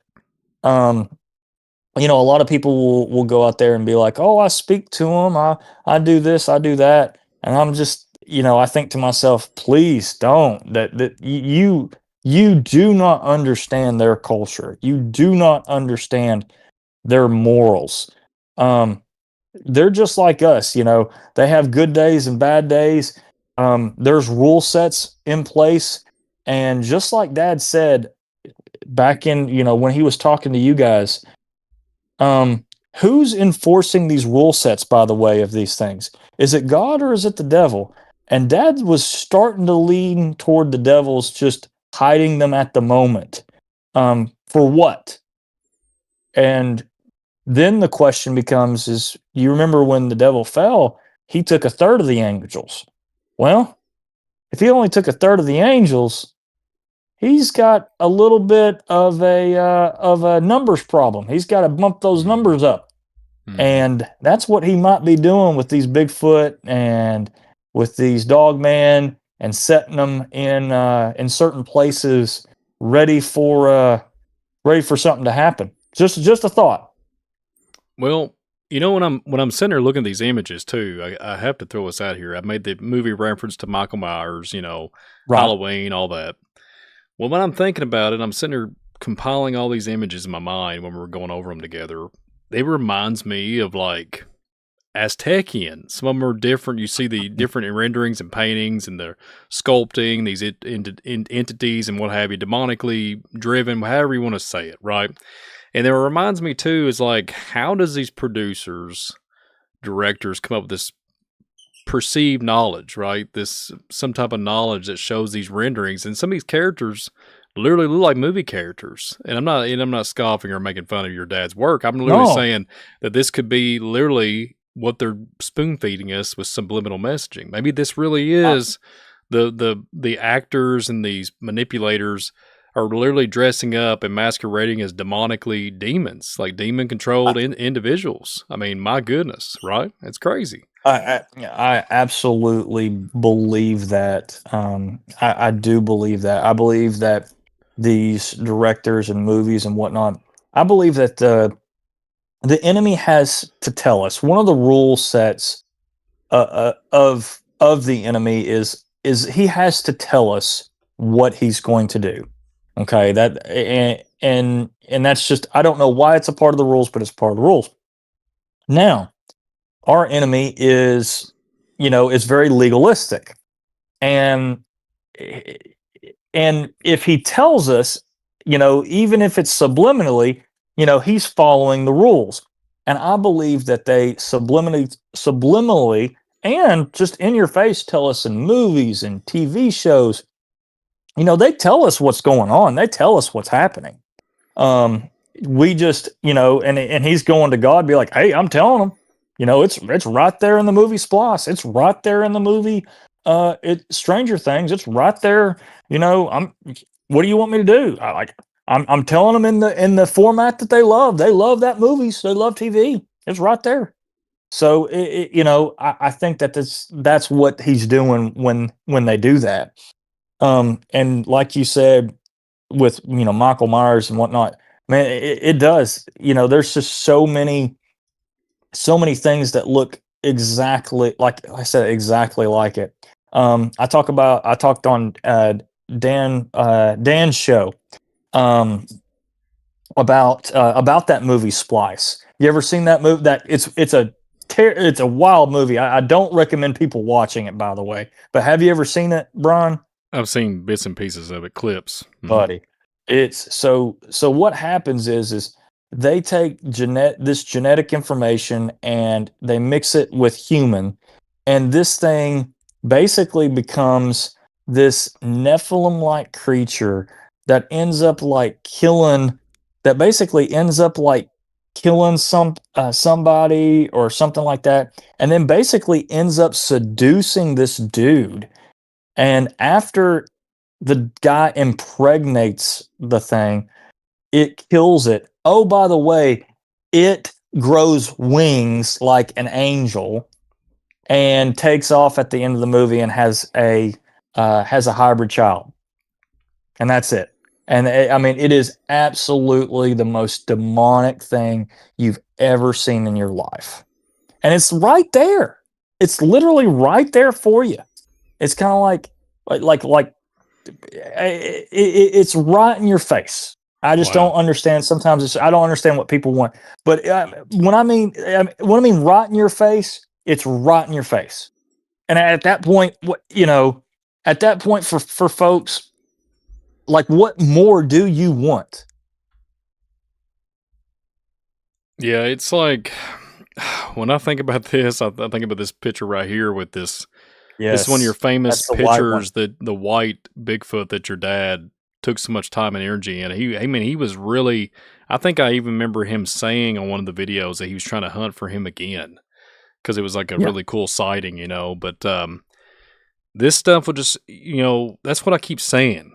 Like we've said it many times here on FOJC too, when I did programs over there, and I've said it maybe once or twice on NYSTV here, that here with AI and different applications and different computer software and all these different holographic technologies, it's going to be hard to differentiate what's real and what's not, right? Reality is going to be detached.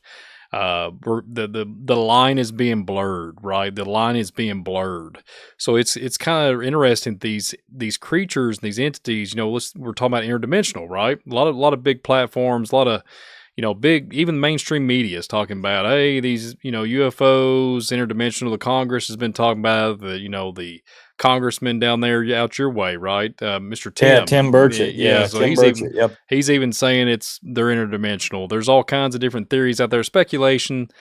But your dad though, he's just out there, good old country boy, serving the country, serving the country, doing his thing, going out in the woods. And literally these things are hunting him and he's hunting them. So it goes both ways, I guess. And this man was before his time, I think. I think this man was before his time, and God bless his soul. But could you comment on this picture before we move on? I really want to show, there's a video too to go with it. I really want you to explain to us, everybody, what this is. Yeah, so this is one of my, I believe the best bit of picture and the best bit of footage that's ever been gotten by Dad. So this is the white Bigfoot. So he is walking up the Great Smoky Mountains National Park, actually on the ridge of, I believe, of Turkey Pin Trail, is exactly where it is. And he's walking down. He's walking back out, back down the trail.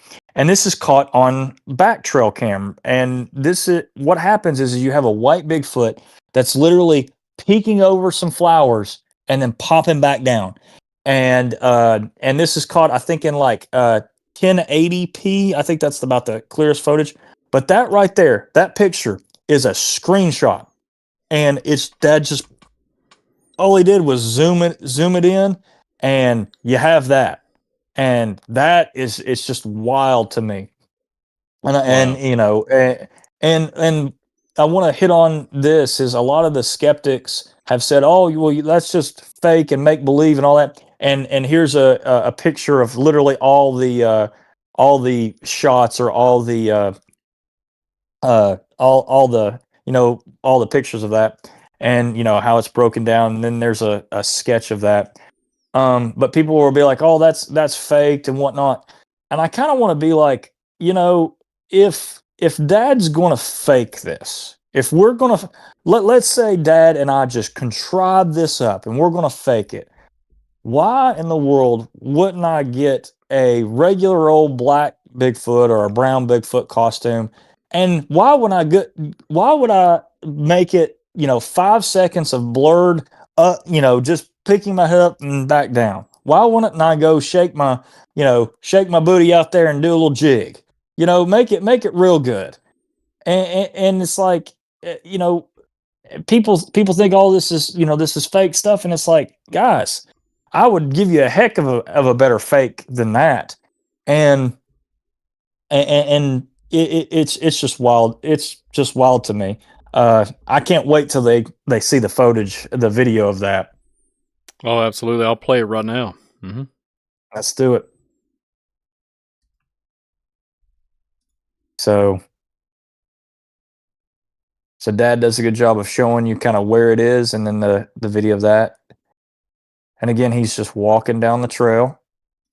And man, you can just see that thing raise up and look down. Golly. Look at that. What do you think about that, man? It almost makes me think of like when I'm watching it back and forth on this loop, it makes me think of a shapeshifter, man. I've seen Native Americans talk about, different creatures that look like kind of similar to this, right? And Right. It's almost like it's watching. It wants it wants your day to acknowledge him, because he wouldn't be showing him. It wouldn't be showing him. That's the weird part. It definitely could be that, but this is on back trail camera. So again, it's just a quick peek and then a go. My question is, and I've never really figured this out, I was like, why are they so interested in watching? Like you said, it's like Dad's hunting them, but they're hunting him too. Why are they so interested in watching? Like, what's going on with that? Is there a spiritual component? Like you said, it's like he knows that they know and they know that he knows, type of thing. Is there like that weird connection that they have there? Is there, is it one of those things to where they're just bored, or they watch human beings? Do they have nothing better to do? Are they cursed? Like the Book of Enoch says, they're cursed to just kind of wander. And this is just what they do. Are their bodies basically big avatars for Nephilim spirits? We see this movie Avatar, where you have these creatures, these just genetic bodies that are cases for the different people's souls. And the Bible tells you, by the way, don't be doing that. Don't be changing your soul out and all that stuff. And we're sitting here watching movies telling us, oh, we can put our consciousness into this, which we know what our consciousness is our souls, our spirits. We're taking that out of our human body and putting it into something else. Again, that's Hollywood letting us know that this is real. This stuff exists. Could Bigfoot be just an avatar for a Nephilim spirit? That is very compelling information you just brought to here. So, I mean, when I think about this, Travis, because there's Bigfoot sightings, 1800s? I mean, it goes way back. I mean, so, you have to take out, I was taking everything in consideration. I was thinking about electromagnetism, when you're having some type of device, even if it's a radio, but just scratch that all out. 1800s, 1700s, they're seeing these type of creatures. They're documented. So it can't be electrical stands. It can't be a device that they have on them. Or could it be copper? Could it be certain types of metallurgy or something that still interacts in some shape or form? Because you have ham radios now, crystals in every headset, phone, whatever you want to call it. I mean, there's so many components when it comes to a cell phone, the camera. Could it be just copper? Could it be something that's conductivity, right? That these creatures, these entities resonate with it. And then your daddy's got it all over him, right? He's a high-tech guy from Tennessee. He's popping the trails back, looking back, what have you, right? So it could be a Mod Podge of everything. It could be ancestral DNA. It could be blood. It could be a family tree historical thing. It could be anything, it could be something that when he served, he might have, something happened, right? There could have been some kind of encounter that he wasn't even aware about, right? Absolutely. He had a encounter when he was real young. I'll read this encounter to you. His first encounter with him was actually not in 2008. He had an initial experience, in the summer of 1971, living at Mama and Papa's house, his parents' house. And basically what happened is two juvenile Bigfoot ran up on the back porch and stuck their nose at the glass door. And here's Miss Sylvia Irwin made a little sketch of that, of what Dad saw when he was a kid. And though that messed with him for so long, Dad would have nightmares about this. I remember my mother telling me about Dad having nightmares about this. And then it all, once he connected the 2008 sighting or happenstance when he made that whoop and when Mock charged him and whatnot. Once he figured out that the Bigfoot existed, he's like, in his brain, he goes back and he's like, oh, that's what those were. PTSD's gone, nightmares are gone, no issues there. But, and that's why he has the Sasquatch Awareness Project, and that's why I'm continuing it, is for those folks that, have had an experience and, they can't sleep at night, or, their brains can't, get it wrapped around. This is, telling them they're not crazy, and whatnot. But yeah, that's had, just like I said, multiple experiences with it, and I believe, like he said, they mark you somehow. Now, I'll also say this, with him being in the military, he was in the occupation of Germany. They won't take your body if you've been to Germany. If you've been overseas, they won't take it. They won't. When I mean they won't take it, you will not be able to donate anything. Like, let's say you need a heart, whatnot, and or kidneys and or corneas and whatnot. If you've been overseas or if you've been in that, they don't want any part of your body. Why don't you ask a question? Why that? Well, the first thing I think of, David Plaudes, that you were speaking of earlier, it's interesting that with his research and everything and what he's done and tracked everything down with this UFO, the missing 411 report, all that, it makes you wonder, because all those gentlemen had something similar, even though there was different durations of age and different time gaps and everything. But these guys would be hunters, right, in the woods, and it was just very compelling to me that these individuals that David found out that they're all have bloodlines of there's German. So what's going on with that? And then you think about all the stuff that's going on right now, all the stuff that's went on for, forever, even since the days of World War II. Things are very strange. So that's just mind-numbing to me and mind-boggling. It's almost like there's a radiation signature and there's something about the body parts or whatever that is not they don't want to use the body parts. Is that what you're saying, Travis? I mean, is that what Uh, you're referring to? I will say this. This is what I will say is that I was asked if I wanted to donate my father's body to people, to not to science, but to people in need, like, someone that needed a kidney, someone needed that. And I struggled with this. I struggled with this real bad. And I talked to my sister, and my sister said, Travis, if his body, he is not in his body anymore. If someone can be helped by him in this tragedy, you need to let it happen. So I called them back and I said, yeah, go ahead and do that. My dad's not here anymore. And then we went through a few things and I said, yeah, he was in the military. He was in the occupation of Germany. And they immediately stopped and said, I'm sorry, we can't take his body. We apologize. I mean, like that. It's all to the point where it's not like, oh, we got to look something up or whatnot. It was, we cannot take him.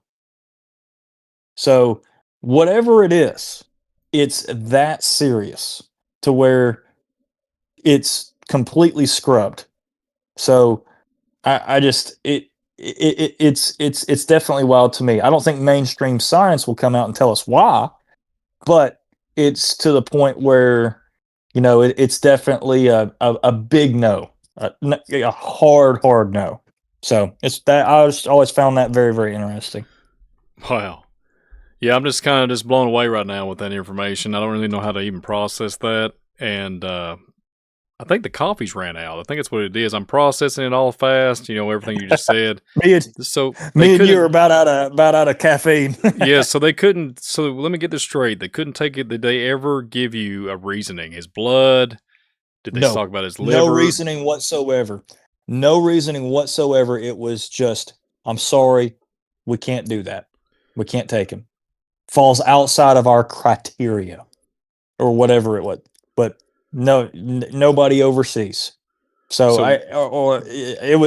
which is just, again, blows my mind. So my question is to you: what did he encounter in Germany? What, if it's not just Germany, what are we giving our troops that is just so detrimental to the body that no one else can use a body part that they have? Or is there just something else nefarious afoot that we're doing to our troops, or that's happening overseas, or that these countries have that might be messing with us long term? That these military guys that are occupied in different countries, that these other countries are doing to our boys. Who knows? Who knows? The first thing I think about is location, and it just doesn't fit the criteria that it's something. It's either something like what we're talking about tonight, a little bit. We've been touching on that interdimensional or radiation or something to that level. I'll just throw this out here. I know it's already said and done or what have you. It would have been interesting to see his blood, and I'm talking about on a micro scale. If there was any kind of blood signature, that would have been really cool to have fresh. I know it sounds really kind of creepy when I'm articulating it, but like if you had a drop a sample and see what was really in there, that'd be insane, right? It would be, and if I would thought, I don't know if I would have been able to do that, but yeah, it would be interesting to see what's going on, if there was anything and whatnot. It really would be. Excuse me. Caffeine's running out. It definitely would be.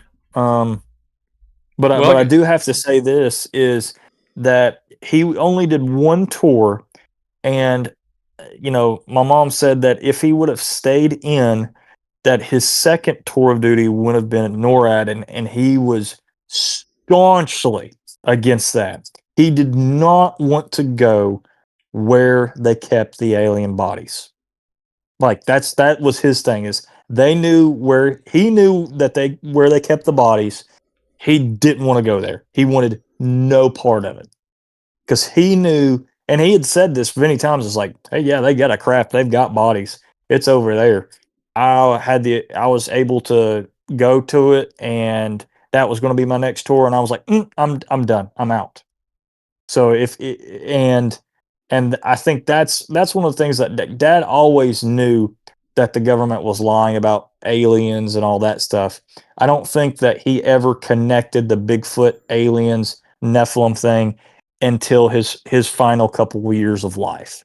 But Wow. it was always Dad always Dad always knew. He always had that high level clearance, and he was always very, very skeptical of the narrative given by the government. Wow. Wow, Travis. Thank you for sharing the testimony. And we went pretty long here tonight. And I thank you for everything that you have shown and presented here tonight here on the Midnight Ride. I want to ask you this before we depart here. If anybody out there, if you're speculating or think that there's nothing to this or what have you, Travis, what would you say to somebody that is either that's not a believer, or that just believes in 55,000 different types of specimens of aliens? Or how would you just overall and generalize everything and say, would you seek these things out? Would you pursue them, or would you pray against them? Would you go hunt them?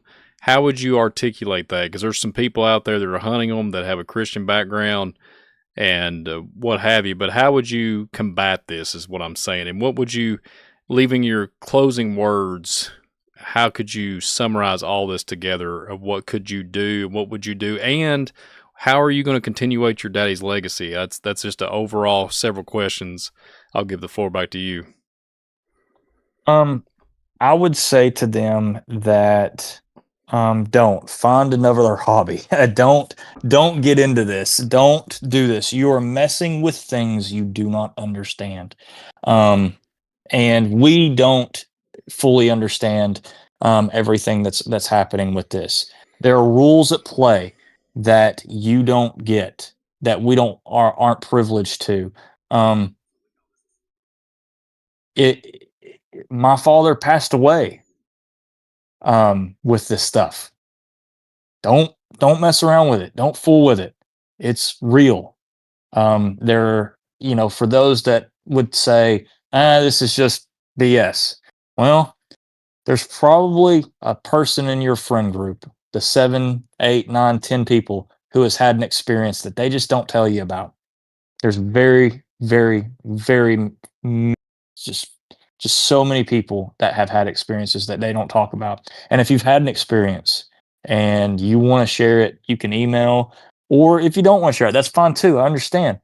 You can just, come to the Sasquatch Awareness Project, check out the YouTube channel, and we're talking about it. And, we'll love on you the best way I know how, and help you the best way I know how. But for those that are just seeking them out, I would really caution against it. You're giving these things permission to come seek you out. And I just something you don't want to do. And I think it's pretty cool that Dad didn't just chase monsters in the woods. He was seeking truth. And I believe that he found more than most people ever will.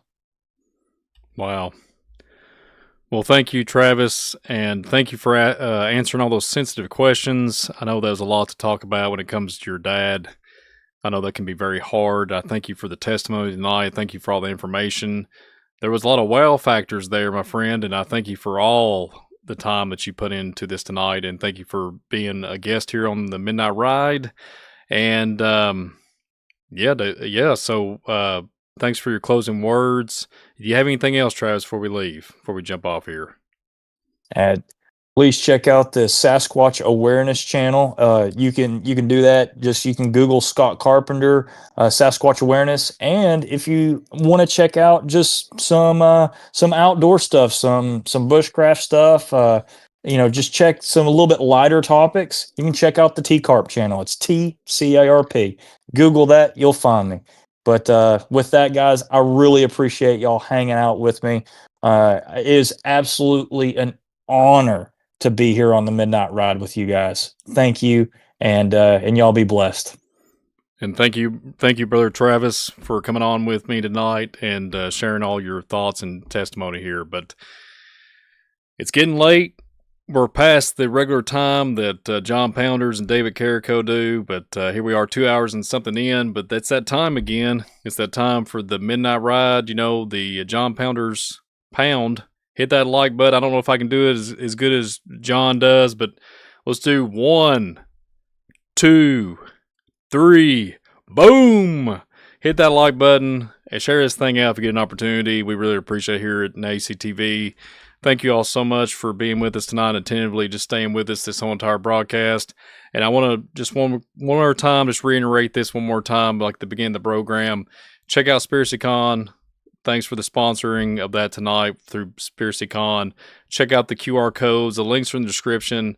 Tickets are still on sale. August the 22nd, 23rd. John Pounders will be there. David Carrico, myself, others. T Carp will be there. Like I said earlier at the beginning of the program, a huge lineup of speakers. We're going to be adding some more periodically as we go. So check out everything there on the SpiracyCon.com. And then also check out the Facebook page. Like I said tomorrow, don't forget, we're going to be announcing VIP winners that took part into this SpiracyCon Facebook page that we had that comment and post and everything. So check that out. And tomorrow at the end of FOJC, we will announce that lucky winner for those 2 VIP tickets for SpiracyCon. So with that being said, this has been an honor and a privilege to be on here tonight here and hanging out with T Carp here. Until next time, though, on the Midnight Ride, JP and DC will be back. The gentleman will be back here next week. But until next time, Visual Disturbance, I'm out of here. See you on the next ride.